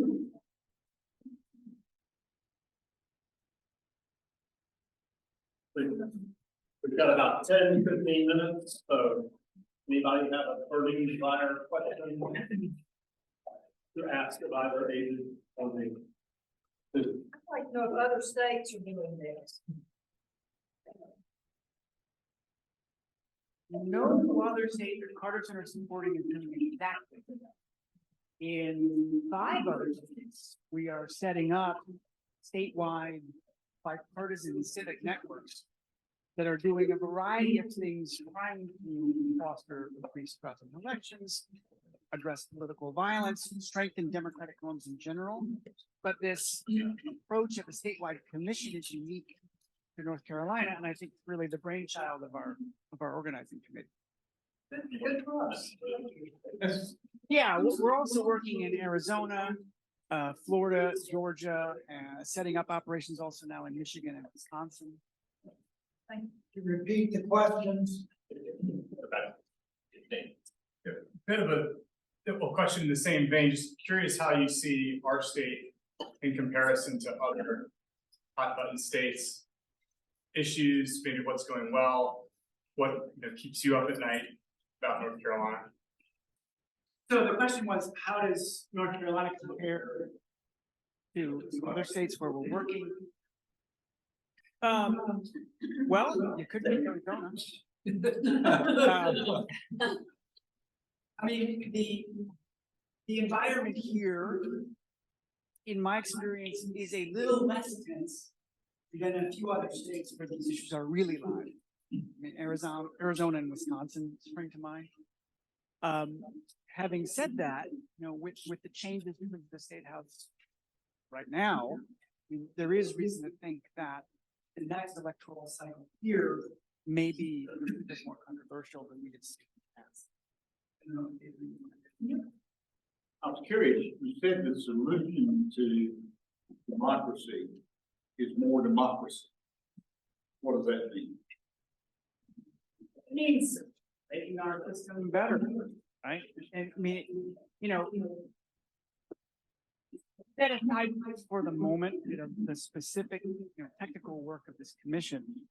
And there's political science research that's 10 or 15 years old now that argues that because of money in politics, special interest capture, gerrymandering, pick a thing, it's very hard for especially major federal legislation to do things that many Americans want to see.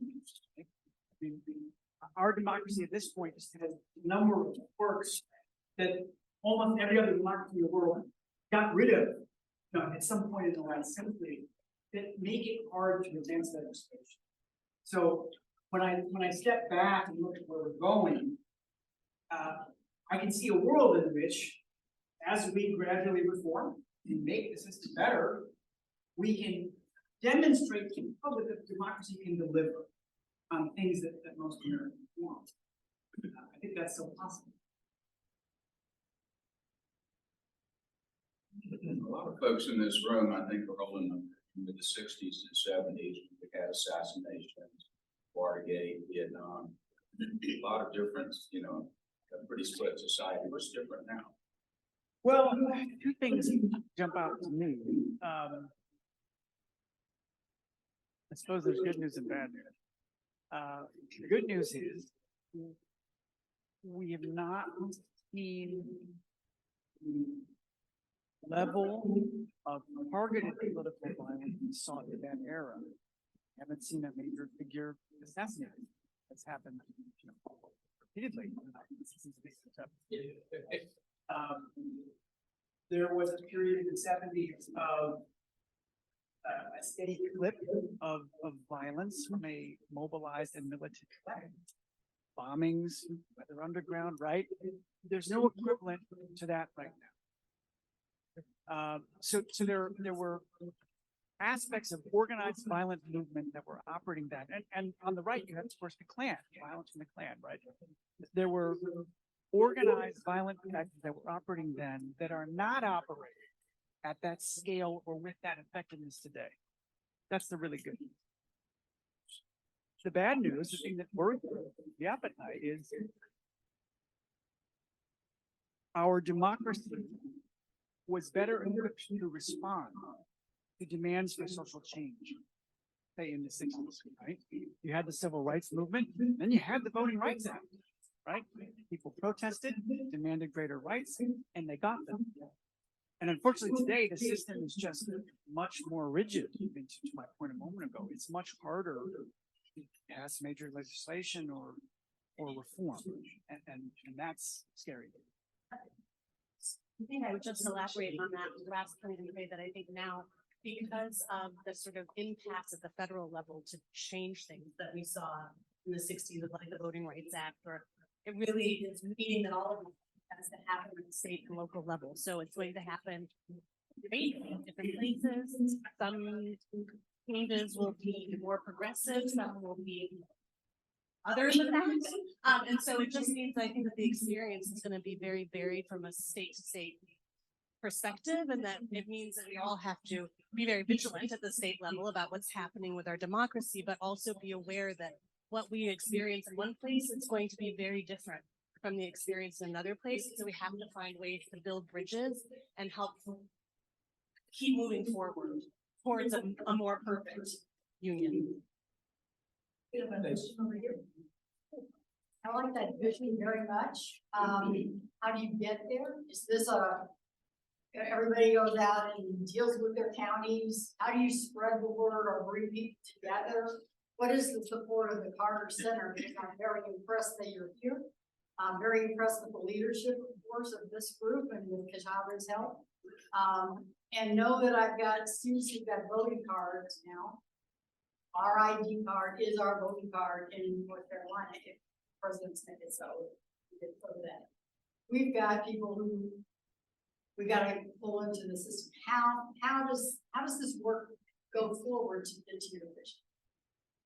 Well, it seems to me the work of a commission like this, right? This is a great example of citizens coming together, both sides of the aisle, to engender reasonable, thoughtful conversation about hard topics, right? I mean, the list of legal and administrative issues that Paul Cox outlined a moment ago is just, the tip of the iceberg of how complex this is. And in the world of election administration, right? Reasonable minds can disagree. But step one is moving this out of a deep partisan, highly polarized fight and into the realm of best practices, citizens coming together, talk about it, and to push that conversation out into the discourse, right? Into the media, bringing that information out to the citizens, like this kind of work from the grassroots up, bringing together lots of folks in the state, to me seems like a very good start. There's no silver bullet, there's no easy answer to this, but I think this is an excellent step in the right direction. I would just add that we didn't get to the position we're in overnight, right? But this has been a long time coming for us to get to where we are. So we need to act with urgency, but also have a long-term view. So it's a marathon and not a sprint. And so all of these different activities at the state level, the commission being a prime example, can be an example to other states who might want to do this in 2 years or 4 years or 6 years. We know that this is going to be 10, 20, 30, a forever project for us as a nation. And so we need to have that long view, but know that each of these individual activities can be an example for others that come after us to think about ways to address the problems we're needed. Yeah. Let me pivot just a minute to the international side, in 2 questions. One, what does the Carter Center see beyond our shores, the international perspective of the kind of struggles we've had recently with our democratic institutions? And secondly, at some time before you sit down, I really would like for you to just give us a little bit of an assessment of what's happening in Israel and Palestine. You know, I mean, we don't get experts like that. That's right. I didn't want to even controversial topics. Oh, you did? Well, on the first question, zooming out and looking at these trends around the world, again, I suppose there's good news and bad news. I mean, the bad news is we have seen a number of democracies backslide, not just ours. I mean, they're, you know, as recently as the mid-2000s, and the political scientists in the room can correct me if I'm wrong, but the conversation was about democratic consolidation. Everyone assumed it was just this inevitable march of progress towards democracy and capitalism. And in the last few years, it's been made very clear in our country, but a number of others as well, that it's not that simple, that you know, citizens have to work to maintain democracies, and there will be forces that push back against that. So that's the bad news. Good news is we have also seen examples around the world of citizens overcoming conflicts, frankly, much worse than ours. I mean, just think for a second about apartheid South Africa. Right? They ended apartheid by writing a new constitution that enshrined democratic rights for all, Northern Ireland, right?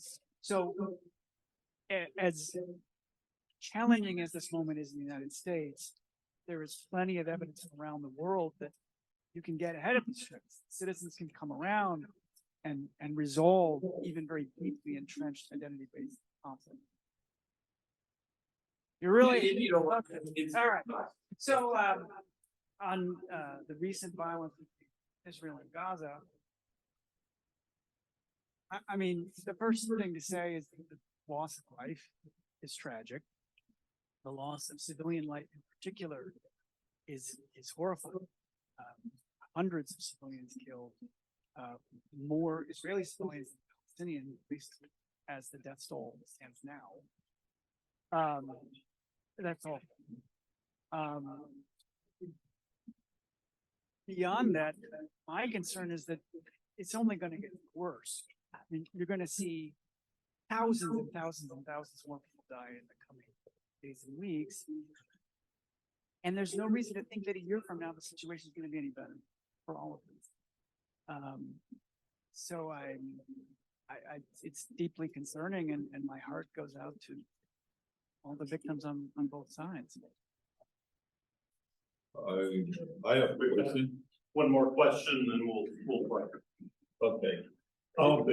Word? Okay. You understand. Fine. Project. I have, and I guess I'm a little older than, some folks here. So young or whatever. But anyway, I would say that we are at a dangerous stage in this state and in this country. The reason I say that is I'm old enough to remember when I grew up in a state, in a country that was about 70, it was just simply black and white. About 78% white, 19% black, 2% others. And that was the country as a whole. Now, with the influx of people from all across the globe, so to speak, we have now found ourselves in a truly integrated situation where the numbers are changing. This country was built on capitalism, so to speak, and power and privilege. Now the fight today is who's gonna have that power and privilege? And will they share? Because if they don't share, we're gonna tear this country apart. So it is critical. Can you give me some idea of how you get people who have had power and privilege for 200 or 300 years to now consider sharing? That's a good question.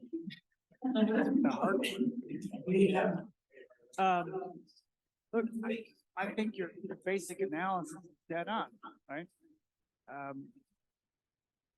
For my point a moment ago about demographics, what some people call the browning of America, right?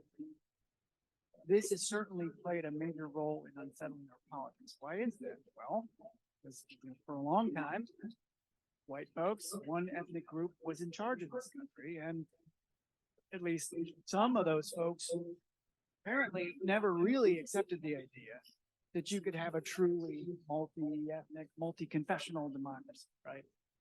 So I think you're right. And the struggle, of course, at the end of the day is how do we create an America where everybody, regardless of what they look like or how they pray or if they don't pray, that everybody is an equal American by virtue of citizenship, right? And no other characteristics. That is arguably the question that we've been wrestling with since at least the Civil War. The good news is, if there's good news here, is that I think it can be done. I mean, to these other examples around the world of deeply entrenched conflicts, deep identity conflicts, other countries found ways to change the definition of who counted. If other places can do this, we can do it. And we've had moments in our history where, at least it seemed, we took steps in that direction. So I don't have an easy answer to this, but in some ways it feels to me like that is the question of our time. But I want to be engaged, and I think we can do it. May I just ask you, so that's what you mean by getting more democracy? Right? I mean, tell me. I mean, that's a big topic, right? Like, Right. I mean, all the issues on the list in front of this commission, and then some. Talk about gerrymandering, talk about all kinds of things, but I suppose to me would be some combination of big structural reform. I think we need, aspects of our systems change to make the system more accountable to the citizens and the voters. And another piece of that, presumably is this change in understanding, change in acceptance, for folks who aren't there yet, that everybody counts, that even these, your new immigrant neighbors, right? They count. They're Americans, even if they speak a different language, right? That is part of the struggle. And look, I would just add, as someone who's spent years of my life immersed in other cultures, places where I've been a minority, and everybody around me was like me. I get that that's hard.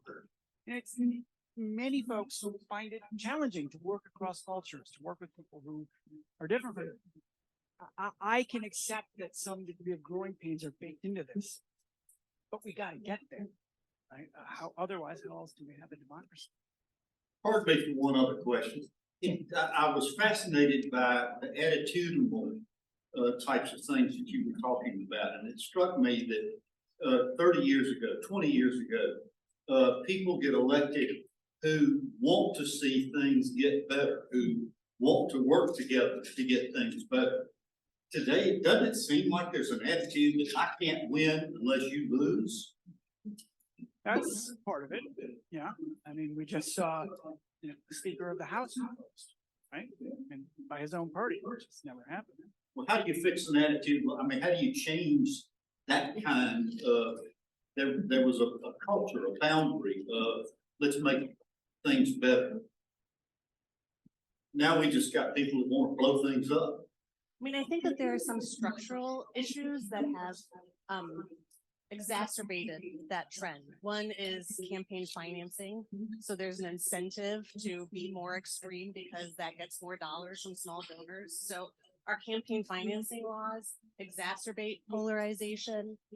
The way that our primaries work and who votes in our primaries also exacerbate polarization because only about 10% of registered voters participate in primaries. And so those tend to be the more extreme people following the parties. And so they are then choosing the candidates that everybody else votes on in the general election. So our primary system is a little bit problematic when it comes down to participation in that primary system, right? If everybody was participating, it'd be different. I have one other thought.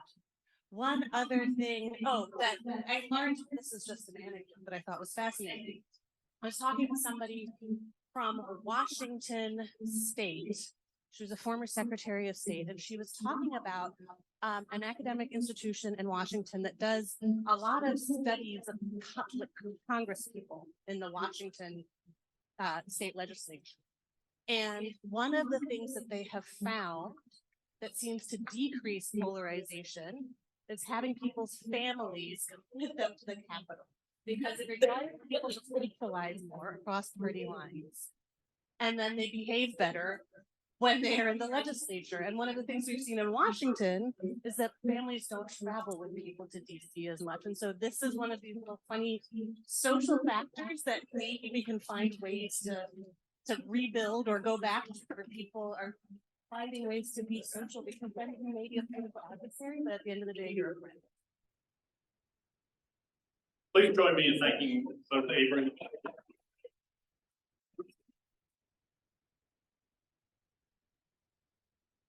All right, so we will take a 10-minute break, and then I know that there has been a lot of sitting and a lot of hearing from us up here on the dais. It's going to be a very organic, I think, afternoon, because some would describe it as chaos, as we noted in bubbles, but we will start talking about the issues that this group will start addressing over the next year and getting your feedback and input. I do want to invite Bob Arnold, Chair of the Catawba Board, to come up and say he has to depart, but wants to say a few quick words. I regret to say I still have a pesky job, and that pesky job requires my presence this afternoon, so I'm gonna have to leave you. But before I go, a couple of things. First, for embracing this topic and to this group for doing some work that just has to be done. I can't think of anybody who'd rather have support in this group. Thank you for that. And to all of you for volunteering to serve. This big job is going to be fun to watch you for a while. So welcome back in advance to Catawba College. We look forward to seeing you again and again off to pesky time.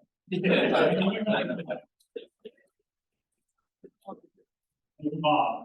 Just a couple of quick housekeeping notes. On this back table here, you will find this form. It is a travel reimbursement, mileage reimbursement. If you would like mileage reimbursement, all you have to do is fill out the highlighted yellow box. Basically, your name, address that you came from, cities, state, and zip. We will then process that. We'll figure out the mileage via Google Maps and cut checks for you and have it sent to that address. So if you want mileage reimbursement, there should be plenty of forms on the back table. This afternoon, we're gonna make this up as we go along. So here goes the organic part of this session. We wanted to cover a couple of the topics that we as a steering committee have been brainstorming over. We've been doing this since March, thinking about the various topics. What are the issues? What are some of the concerns that people have? I think a lot of this marries quite nicely to what Paul presented. There are some different areas, but we want to stress that these are topics we thought would be critically and important, but we want your perspective on this as well. So let me talk a little bit about what we are seeing moving forward post today. Once we have these topics solidified, we're going to ask folks to basically divide up into groups to cover each of these topics. Now, there may be more than one topic that you are deeply interested in. We are asking folks to serve on at least one committee as their kind of assigned position for that working group or that committee. But we will give you the opportunity, if you want to be on other committees, that is a potential as well. So it's up to you in terms of how many groups you would like to participate on. If one is enough, one is enough. If you find multiple ones, we'll assign you to one, but you can certainly participate in others as you see fit. We have also started asking for co-leaders of all of these groups. A number of you have graciously agreed to do it. We still have a couple that are seeking some co-leaders, people that would basically just organize the activity in that regard. And one other thing I should say, and I haven't really cleared it with the steering committee, but they'll shoot me down if I'm speaking out of turn. I did speak to a couple of folks and they asked a very important question. Where are the young people? And no offense to anybody in the room, but where are the young people? Anybody under the age of 40? Anybody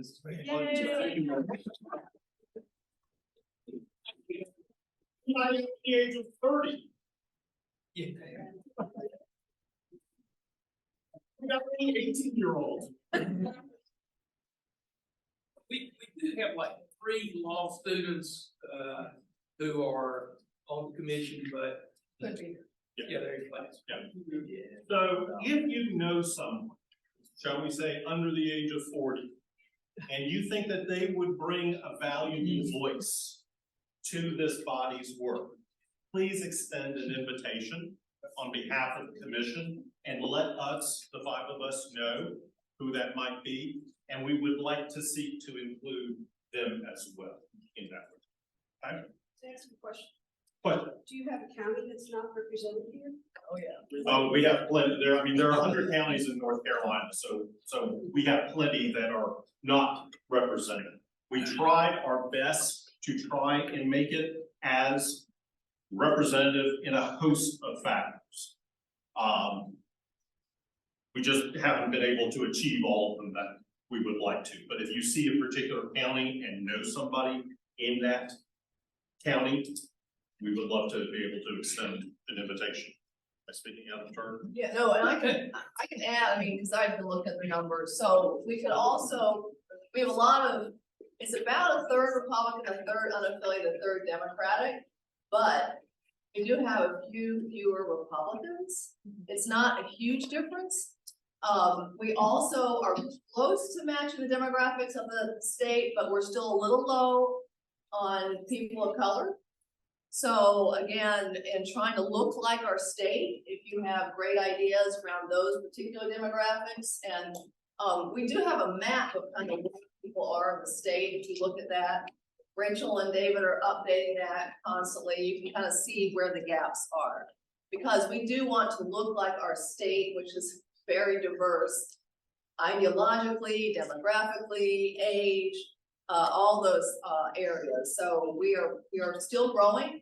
We're at about 57, 58 commissioners. We could go up to 70, right? It's, you know, so anyway, just wanted to add that. We did say though that we would prefer not to have people who are running for office in the next election cycle or are holding office above the local government level, just so there wouldn't be any perception of conflicts there. So you're asking people to keep that in mind. Another factor, education. You know, that's becoming increasingly a component of our politics as well. So that is an area as well. Everybody here is very. Right. Yeah, it's a nice collection. In terms of where we go from here, we'll talk a little bit this afternoon about these topics and give you some subtopics to each of these particular areas. But then just to kind of briefly scope out what we're thinking in terms of the dynamics of what each working group committee be focused on. Between now and the end of December, we would like each group to meet at least once. Everybody introduce themselves, get to know them, and start asking the questions. Maybe start doing a little bit of background research. Again, we will be sharing all the PowerPoint presentations, and you'll have all that information that's been presented today. But as you start thinking about the particular topic, what are some questions to be thinking about from your perspective, from the group's perspective, about what needs to be known about this particular topic that you're working on? And then what we would like to do is by January, start to set dates for public opportunities for the committees to meet. We're thinking over the time span of basically January through June for the committees to really do the bulk of their work. And the work is basically maybe 3 or 4 Zoom meetings. We're not going to reconvene in person. That wouldn't be feasible unless people live fairly close to each other. But we figure with Zoom capabilities, we can do meetings online. Folks can have these kinds of background sessions, maybe hear from experts, researchers in this particular area, but then also perhaps have a session where the public might have the opportunity to engage, ask questions, kind of figure out what's going on for this particular topic as well.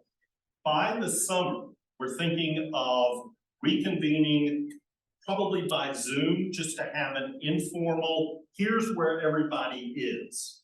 So by that time of early summer, the working groups should have a kind of draft document brought together that brings together what you have found, what are some of the issues, what are best practices, what does North Carolina do, and then also if there are considerations for potential policy opportunities in that particular field, start scoping that out. We would then like each group to make a very short presentation on what they have found, what they have accumulated, let the other members of the commission kind of give questions back and forth. And then by August, we would like to see drafts of the documents from each of the working groups. We recognize by August of next year, the likelihood is everybody's attention will be wholly on the general campaign and the election. So we want to try and get the bulk of the work done by August so that then the steering committee can kind of bring all of the reports together, put them in kind of a standardized format, but then be able to send it back out to everyone, let folks review it, Let us get through November of 2024 and then reconvene much like today, hopefully everybody in person, to fully consider perhaps formal adoption of the report that's being generated. Yeah, and let me just add on to what Michael is saying. Those of you who are going to be leads or co-leads, in fact, we'll send an email to everybody, but we have a draft work plan for each of the committees, so you don't have to write this down, and you're gonna get all this follow-up. And we'll be giving out the people today who are here, who are gonna lead a committee, will get a hard copy. But basically it goes through what Michael said with a little more detail. The timeline is absolutely perfect. We have tentatively scheduled another in-person meeting in July 15th. And then a one in December for the launch of, or the final conclusion of our findings, if the recommendations out of that. We don't know when in December yet, but if you could look at July 15, again, it's not in stone, but look at that as a possible in-person meeting. Catawba will host again, right? Yay, Catawba. And one of the first couple things you'll do as a committee is have a meeting scheduled. Think about when we look through the topics in a minute, we're gonna go through these in a little more detail. But think about your meeting schedule. How often do you want to meet? Paul has done a great job of matching the general statutes to your topics. So that's another part of it, is look at where do these actually match up. And we do have a couple word changes to match what Paul gave you. We've got the same organizing, we just have a few different words. But match that to the statutes, read those. And then when you start to gather research on, you know, what's the history of this? What are other states doing around this area? How do other states do early vote or mail-in ballots or whatever? The three academics here are going to help point you to research. There are a number of national groups that have done election studies over the years. Some are more pertinent to North Carolina's forum than others. And again, our professors who have been doing this and who know the academic, the research, et cetera, are going to help connect you to a lot of that data that's already out there. And yeah, if you want to use ChatGPT to do your research. Remember, my kids tell me, they're both computer scientists, it's only about 80% accurate, so just remember that. But then also, you may want to hear from experts like Paul, like some of the other folks who have been working in current election law in North Carolina. You may want to hear from experts. So again, all five of us up here have some folks we know who could speak to your group on Zoom. Some of you all may be the experts that want to speak to other groups. So that's the other thing, is if you have an expertise, you may want to sign up for a different committee than what your expertise is, so you can learn. But tell the other committee, hey, by the way, you know, I did a whole thing on this particular topic. I'd be happy to talk to your committee. So we have experts among us, and we also have experts that we're in contact with. And this is totally community driven, you know, organic. We are, you know, we're directing stuff, but we know a lot of the energy is out there, and that's what makes our state strong. I tell you, Nathan, you make me so patriotic talking about our system. Okay, so absolutely. And then you're gonna have the deliberations, figure out public input. That's gonna be a little interesting. Our webmasters are gonna have a place on the website for people to make comments. I don't know if we'll have it by topic or how y'all are gonna organize it, but that's Capon Consulting is gonna do that. So there'll be a place for you know, virtual input, but you also have something either on Zoom or in person to hear from real folks who may never think about this stuff, about an experience they had in the voting booth or something, to help inform what you're doing with real time and real people. Can I ask a quick question about that? Sorry, yes. About public comment. So is that, do we need to present something to the public and have them give feedback? Or is it just like, we want to see what you're thinking about X topic and then write something? It is going to be up to each committee to figure out the best way to organize that. You don't have to do a presentation. You can just say, we're taking input on early voting. Is it easy? Is it hard? Do you like it? Do you hate it? You know, you can make it just like that. And you can have several sessions if you want. Some of you are in positions and jobs where you go to community meetings and neighborhood meetings. Want to throw in a question while you're at the end of the meeting? Feel free to do that. Again, we want to try to keep track of some of the answers and the input. But that's what's going to make this a good process. Oh, one thing I want to say too, what makes this commission different? We were not commissioned by the governor. We were not commissioned by the legislature. We're just a bunch of people with experience. We've run for office. We've been in elections. We're on the left side and right side, and we got lots of other people on all sides, and we care. But we are not.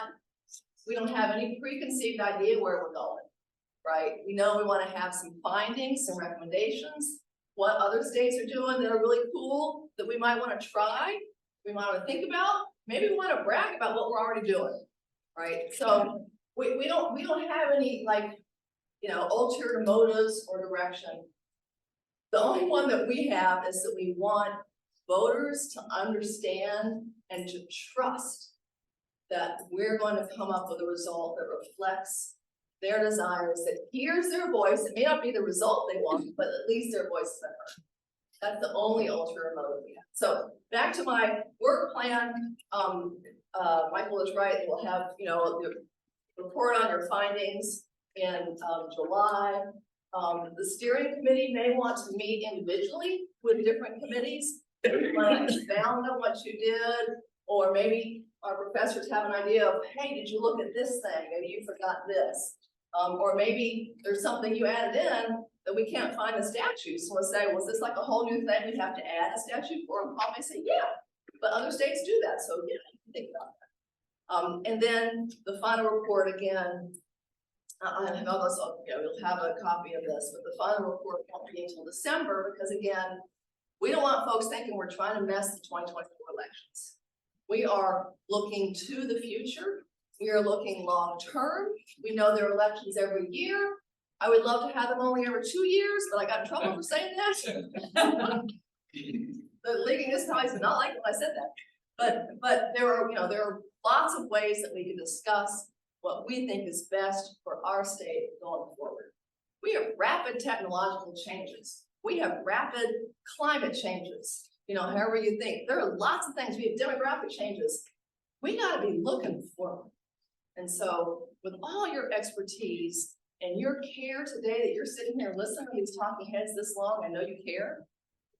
We're going to make something great happen. So can I just add yeah, something in that somebody I heard during an informal conversation this morning. And the person asked me if everything that they recommend has to be some sort of policy change, or can there be informal things? And my answer to that is, of course, it's up to your committee. But I love the idea of also, I just thought I loved it so much, I thought I'd just throw it out. That there could be formal changes or suggestions for pushing out educational possibilities for kids. But like, it doesn't have to be, you want to see this section of the statute changed, I think, but it's up to the committee. Your committee needs to decide that, but I think informal changes, or if you think that there's some sort of educational change that can be done, I think it's fair game. I just want to point out that in creating and doing the breakouts on the committees, we're going to try and have a diverse committee, so we may need to move people around. We don't want all the under 30s on one committee and, you know, all R's or all D's or all. So be flexible with us on that. Secondly, we really do want your feedback, not only about, you know, what you've heard today, but going forward. We're building this as we fly, right? Yes. And the last thing is, you can go back and talk to your election officials. You know, precinct official, somebody on the local board of elections. Ask them what they see as the problems are. I mean, you know, if you're not knee deep in it like Paul and a few others, There are a lot of things that none of us really know is a problem, that only people on the ground would have that information. So I would encourage you to do that. Jim? So it sounds like from your deadlines, you're not really trying to influence or reassure people for the next election, which could be pretty dicey given everything.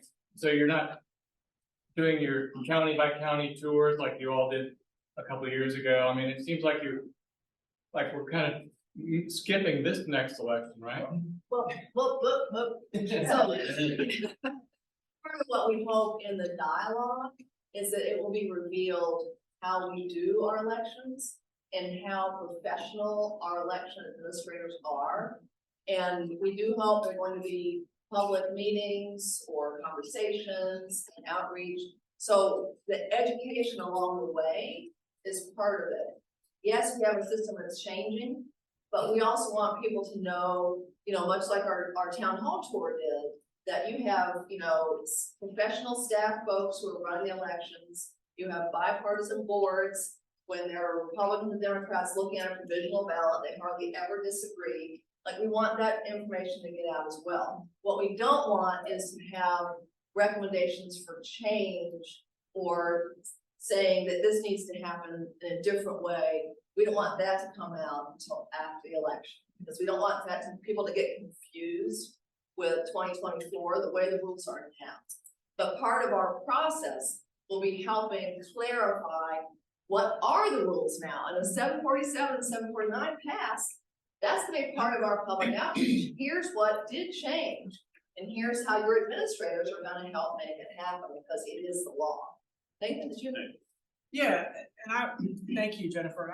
I would just piggyback on that by underscoring, at the risk of stating the obvious, that the 2024 election is gonna be hot.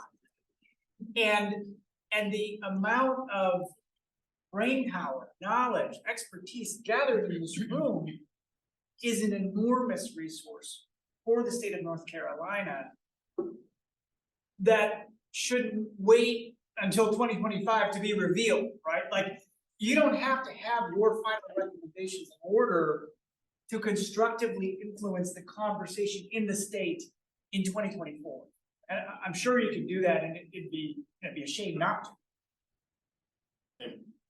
Yeah, I was just going to say, just sort of elaborating on your point too, Jennifer, thinking about the way that the Carter Center does work around elections it is incredibly important to document what is working really well. And so as the committees are sort of thinking about processes, if there are things that do work really well, say that, because it's incredibly helpful for the public to know what works well, for election administrators to know that the work that they do that's good is recognized. And so just having that balance, I think, is an important contribution that you're doing. And we may do some town halls next fall. After the deliberations, after, you know, y'all turn everything in August. If Bob and I have the bandwidth.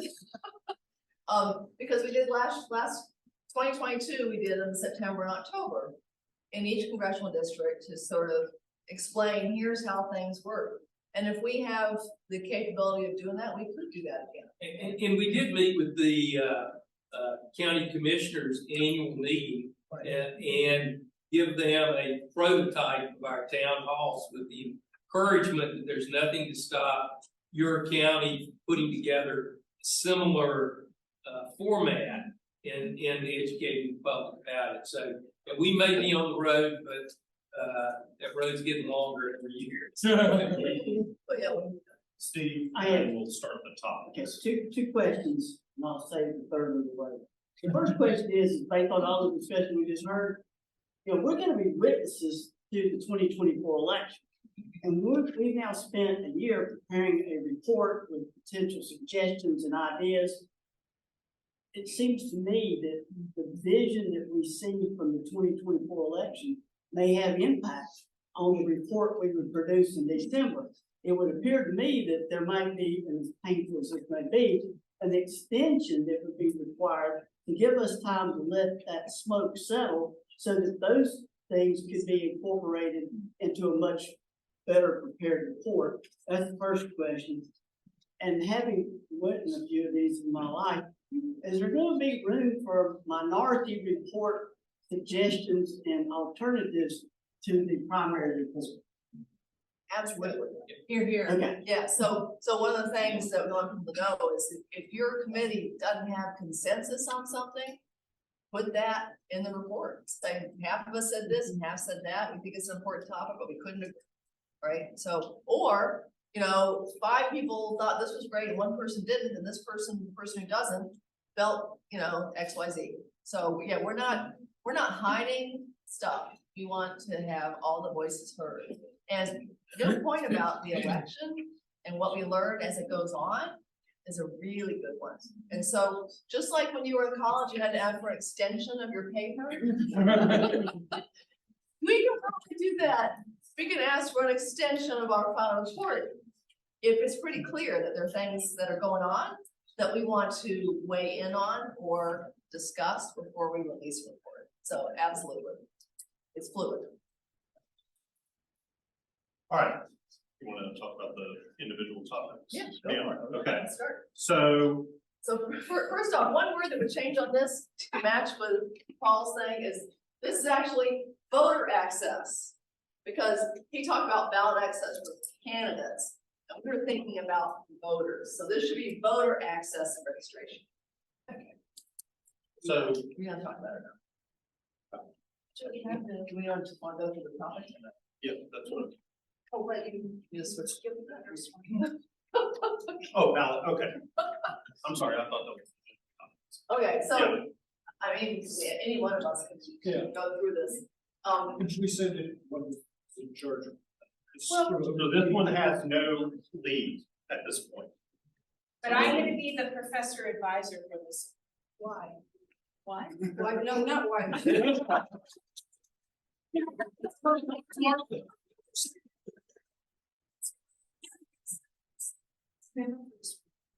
Well, because this was all by the seat of our pants at the last minute, and We thought it might be better to have. not because of you. Oh, I'm that. No, we thought today might go better if we had people in place. And so that was, and she said, sort of a last minute, this process today would go better. And we thought that getting people in place was a good idea, but it was also one of our last ideas. So we didn't have to submit our 2 requests. You don't have to do what? We didn't have to put in our name to some committee. Not right now, but it would be helpful as soon as you can sort of figure out what 3 choices would be your top 3. Well, we're gonna, yeah, we actually have clipboards in the back, and when we go through the topics, so everybody's kind of clear on which one's under which thing. The people who are here, who we've talked to ahead of time about being a lead, we're gonna give them a clipboard. And if you're really excited about that topic, they're gonna break from you, go over in their little corner and sign up. We're doing it old school, but we're also gonna be flexible. People online are gonna have to do it by email or online. We're also gonna have to look through all those 10 committees and figure out, like, this one's all under 30, we can't do that, we need to balance. And so that's why Michael is saying, be flexible. We know what your interests are, but you may not necessarily end up with exactly what you're interested in, but we're, close. Chris. Real quick, I think one thing that might be a little confusing, so there are commissioner leads that we have assigned 80% of. And then there's also, each one of us is going to be helping facilitate 2 of them also. So I think that might have been confusing. So Martha is gonna be coaching, facilitating whatever 2 of them, and there's also gonna be commissioner leads on those. Just happens to be that Martha got the commission once it didn't happen. I was just lucky. Yes. But Always. I thought, well, but it's not us leading it, it's our leads. But if you come to me and say, we don't know who does election offense, I will say, well, turns out Jennifer Correll in the elections group, here's your phone number, or let me get Rachel to set up something for you, can talk to you about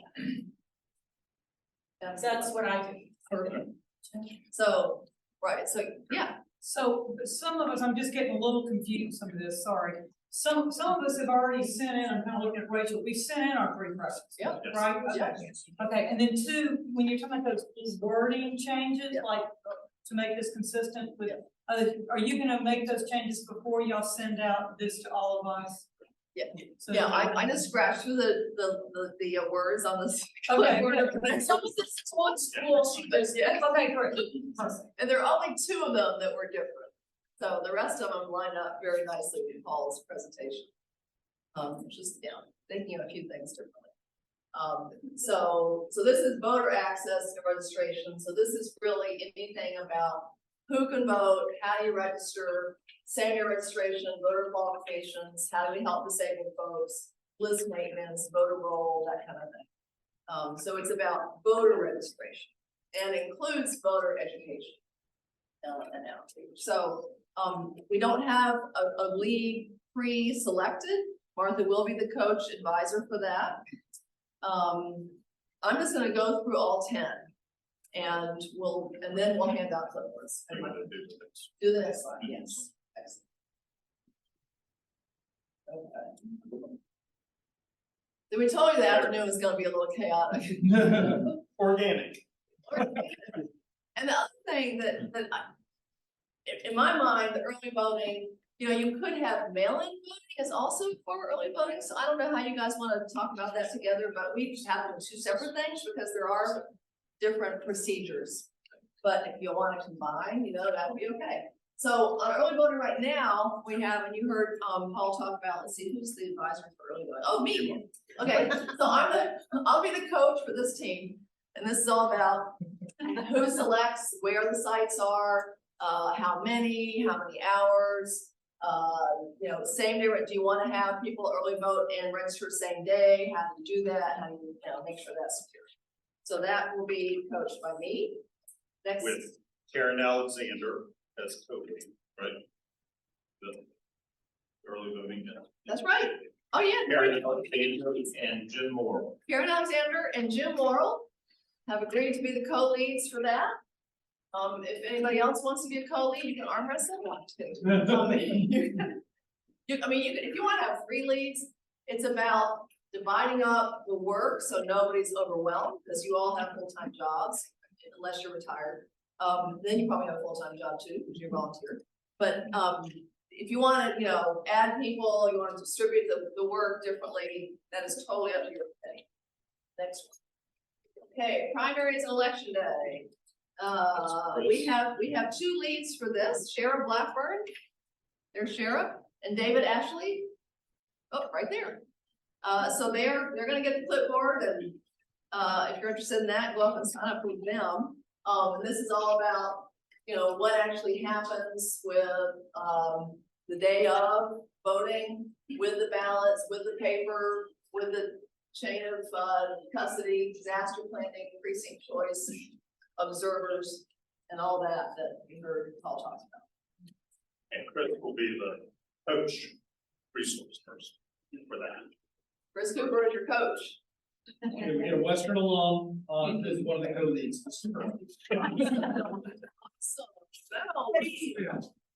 Claimed that was, we said coach. By the way, if you have, as we're going through this, if you have any questions, just raise your hand. Okay, next one, counting votes. Let's see, who is So the Gil Braggs. Gil Braggs and Anna Mills, Wagner. over there. Wagner. And your coach is gonna be Mr. Bitzer, Dr. Bitzer. So that's gonna be, provisional ballots, retrieval ballots, some of the things that you heard Paul talking about, the recount, tabulators.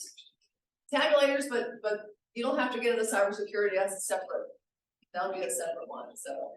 But just in terms of how the process actually works, the day of. Okay, next one. Challenges and lawsuits. We have the attorney as the. That one, Dale. And Bob Edmonds, another former Supreme Court justice, is gonna be the lead for that one. You didn't know that, Bob?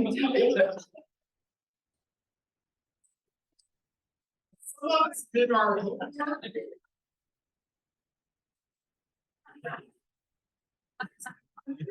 attorneys here, would be happy to.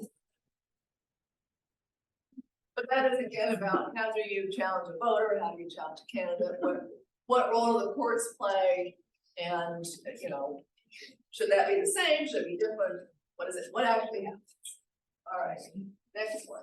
By the way, I have to tell an anecdote, when I ran for county commission, one of the other commissioners challenged 350 voters in Mecklenburg County and was successful because they were homeless voters who had registered their address at the soup kitchen, which was not where they slept.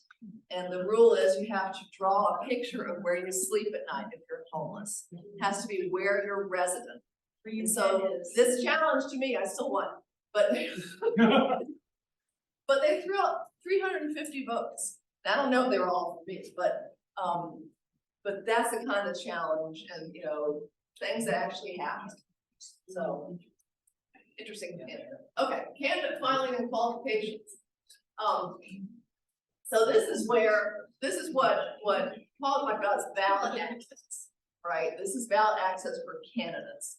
So how old they have to be, do they have to live in the district or not? If you have a county, are you doing an at-large or a district representation? Who gets to decide where those lines are? Who gets to decide if it's at-large? You know, if they're all at-large, how does that work? Disqualifications. Disqualifications, 14th Amendment, Section 3. The big topic here that we haven't figured out yet is gerrymandering. I'm gonna go ahead and say that ahead because it's been all over the news. Our state is nationally known for gerrymandering. It's a big rabbit hole. So, you know, your committee has to figure out whether, you know, how are you gonna approach that? Are you gonna have a conversation on that? Are you gonna say it's just too big a topic? Are you gonna have just, you know, two different views and just let it be two different views? So that's up to you all to decide. So, anybody else want to add in on that? Mr. Special Master. Sorry. Oh, no, not this.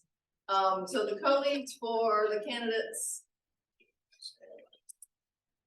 Kitty and Sarah. Oh, okay. Yeah. Kitty Etheridge and there we go, and Sarah Levere. Kitty had to leave early. She was here for a little bit. She's from Currituck. She's been an election director and a county commissioner. Is a county commissioner. And Sarah Levere. Sarah here? Oh, Sarah online. Hi, Sarah. So Sarah will be the other lead. She said, I'm online. Good. And then Chris will be. And Chris is the coach. Chris the coach. So since the leads aren't here, just go, I'll give the clipboard to Chris. Coach, you need soccer all year. And you can sign up. Sign up with Chris and in that one. I was a Girl Scout leader. Okay. Ballot security.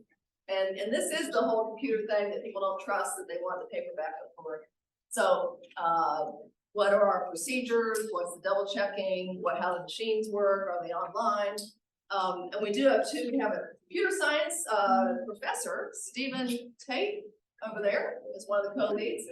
And the other one is not here, he might be online, I don't know, it's James Hardaway, who did misinformation and disinformation for the military as a cyber expert, and now works for a defense contractor, looking at misinformation, disinformation, cybersecurity. So that is gonna be a really interesting group, and guess who gets to be the coach? Cybersecurity, I'm the coach, and Stephen will have the clipboard if you want to help on that one. Okay, campaign finance, public financing, donation, who again, that's another topic that might change with law, PACs and how they fund things. Let's see, oh, Mary Jo over here. Mary Jo McGowan is going to be one of the co-leads. The advisor is going to be Bob Orr. And so I'll give the clipboard to Mary Jo if y'all are interested in signing up for that. And again, if you want to, if you want to help lead it, y'all can figure that out in your committee. Some have co-leads and some just have one. All Anybody have any questions about what falls under what? So far, everybody's just trying to think it all in. Okay, election infrastructure and administration. This is all the nuts and bolts of like personnel and how do you train your election workers and how do you train the board members and how do you recruit poll workers, which I understand is getting harder and harder. And recruiting poll workers from all political perspectives, right? So you're balanced. How do you deal with harassment? How do you deal with safety? During COVID, the safety was like health and safety. It's like, where do you put the plastic up? How do you do this in, the middle of a pandemic? I mean, all that is what is part of election infrastructure. And that is, we don't have a lead for that yet. We've asked somebody who's a former election director for Alamance. I don't know if she'll be able to do it, but it'll be really interesting. And again, your coach is going to be Martha. So if you're interested in helping with that, Martha, I'll give you the clipboards. You can go sign up with Martha. And that also, when you look at personnel and training, you're also going to talk about budget and finance and how do we pay for the things that we know we need when you're, plastic shields you got to put up for COVID and all that. Okay, mail-in ballots. And again, this is kind of the same as early voting, but it's kind of different. So right now we have them in 2 different pockets, and that'll probably make the work a little easier. But you may, again, if you want to, we're going to give everybody email access to everybody else. So if you've got another committee that you feel like you might have some overlap with, feel free to reach out and say, hey, we're going to talk about early voting, but we also want to talk about mail-in, and let's get together. And let's see, Shawnee Cease is going to do this as a lead, and Professor Bitzer is going to be the coach for that one. So if you want to sign up for that, then Shawnee's over there and has some great experience on this too. Is that all? So can anybody think of any topic that might have been left out? I don't have a topic for that question. What if you sign up for a committee and there's nobody there? You're the only one. We will make sure somebody is there. You rule that. We're gonna try and have 5 or 6 people on each committee is for operating. No. So you move people around if there's not in one area.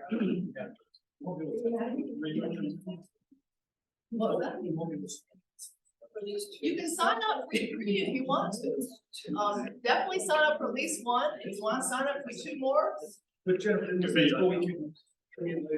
Yeah, so it'd be nice to have your top 3 so that if you, and you're not guaranteeing your first choice. So we need to balance across all of these groups. Can I actually, I'm gonna do the thing I do in class, write down your questions, because now I don't know what's the background conversation is, so I wanna do this, or is it, I don't understand this. I wanna make sure everybody's following what's going on, so if you're talking and you have a question, it would be lovely if you would raise your hand, so we can make sure everybody is on the same page. Thank you. I wonder if including voter education as list B in 14 list 1 might be underselling it. Hearing what Paul said about photo ID, hearing about all this misinformation, hearing about one of the big problems we're going to have is communicating what is happening. Is sort of a voter confidence play up there? If it is, I'm happy to volunteer to lead it. So this would be If voter confidence and education. Voter confidence and education. So if we're thinking about all the various things we're trying to do here, a lot of these are very much policy laden, which is good. But what we have between now and 2024 is an issue of people don't understand what's going on. We've got photo ID coming on. We've got new districts that may or may not, the hell know. We've got, how does the process work? Is there just simply a group of folks who might be interested in looking at best practices on how to communicate to voters and working with various players to be a part of it? I do, are you thinking that we should separate it off into a separate group? That's my supposition is yes, just because all those, what we're calling voter access and registration is a lot more communication major.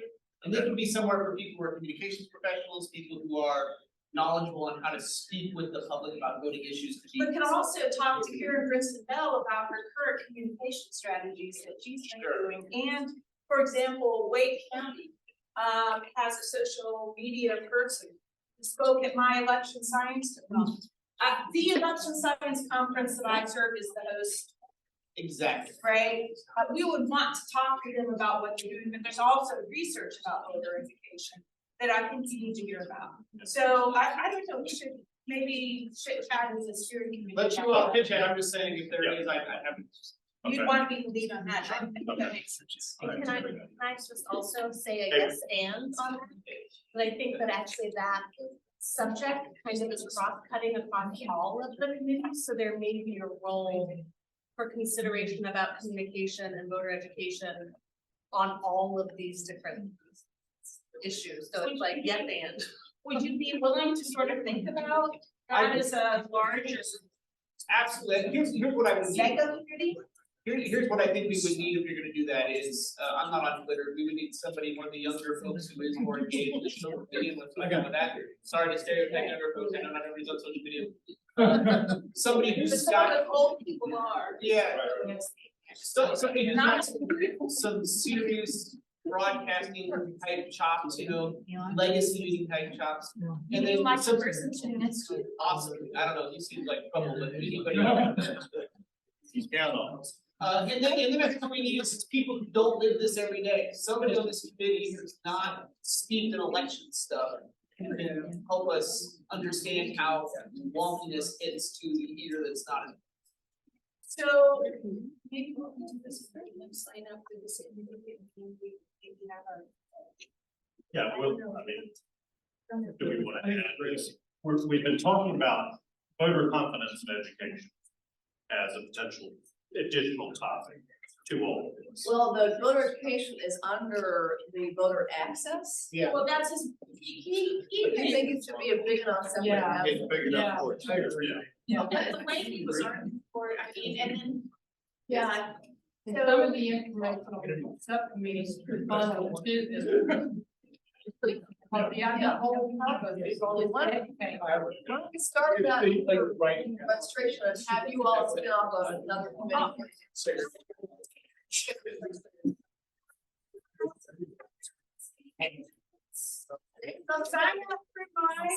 sign up for that committee. Got it. And we'll like, I'll probably find this is my Rachel, my board. And I'll coach you too. But, yeah. Question. Okay. So just want to clarify again, everybody is going to have a primary assignment to one of the committees. If you are interested in being on another committee after you get your primary assignment, you are free to do so. This is a free agent trading, y'all can bargain with each other, whatever. Portals, whatever you want to utilize. But everybody will be assigned at least to one committee so that we have enough in terms of distribution, and the steering committee will go through all the online responses, the old school clipboard responses, and we will get that information out to folks. Ready to? Yeah, we're gonna let you guys go 15 minutes early. And, yeah, there's other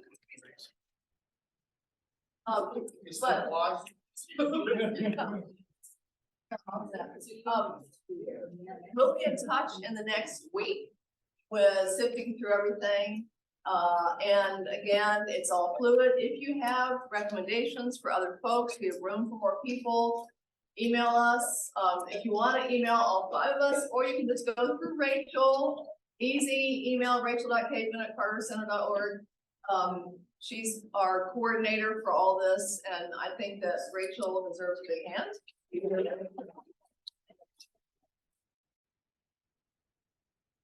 going with 10 cars and everything. We're just so delighted to have Catawba as a center that really cares about this and is really offering resources. I think the 3 professors we have are phenomenal.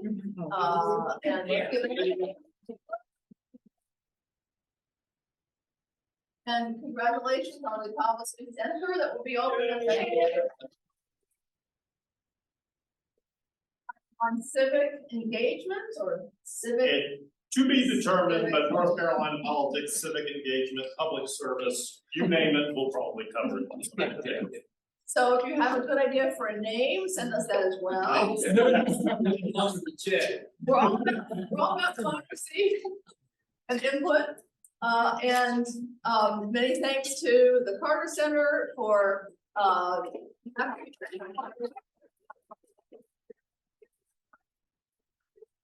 to our 99-year-old former president who has vision and passion and continued commitment to the future of our country and its influence around the world.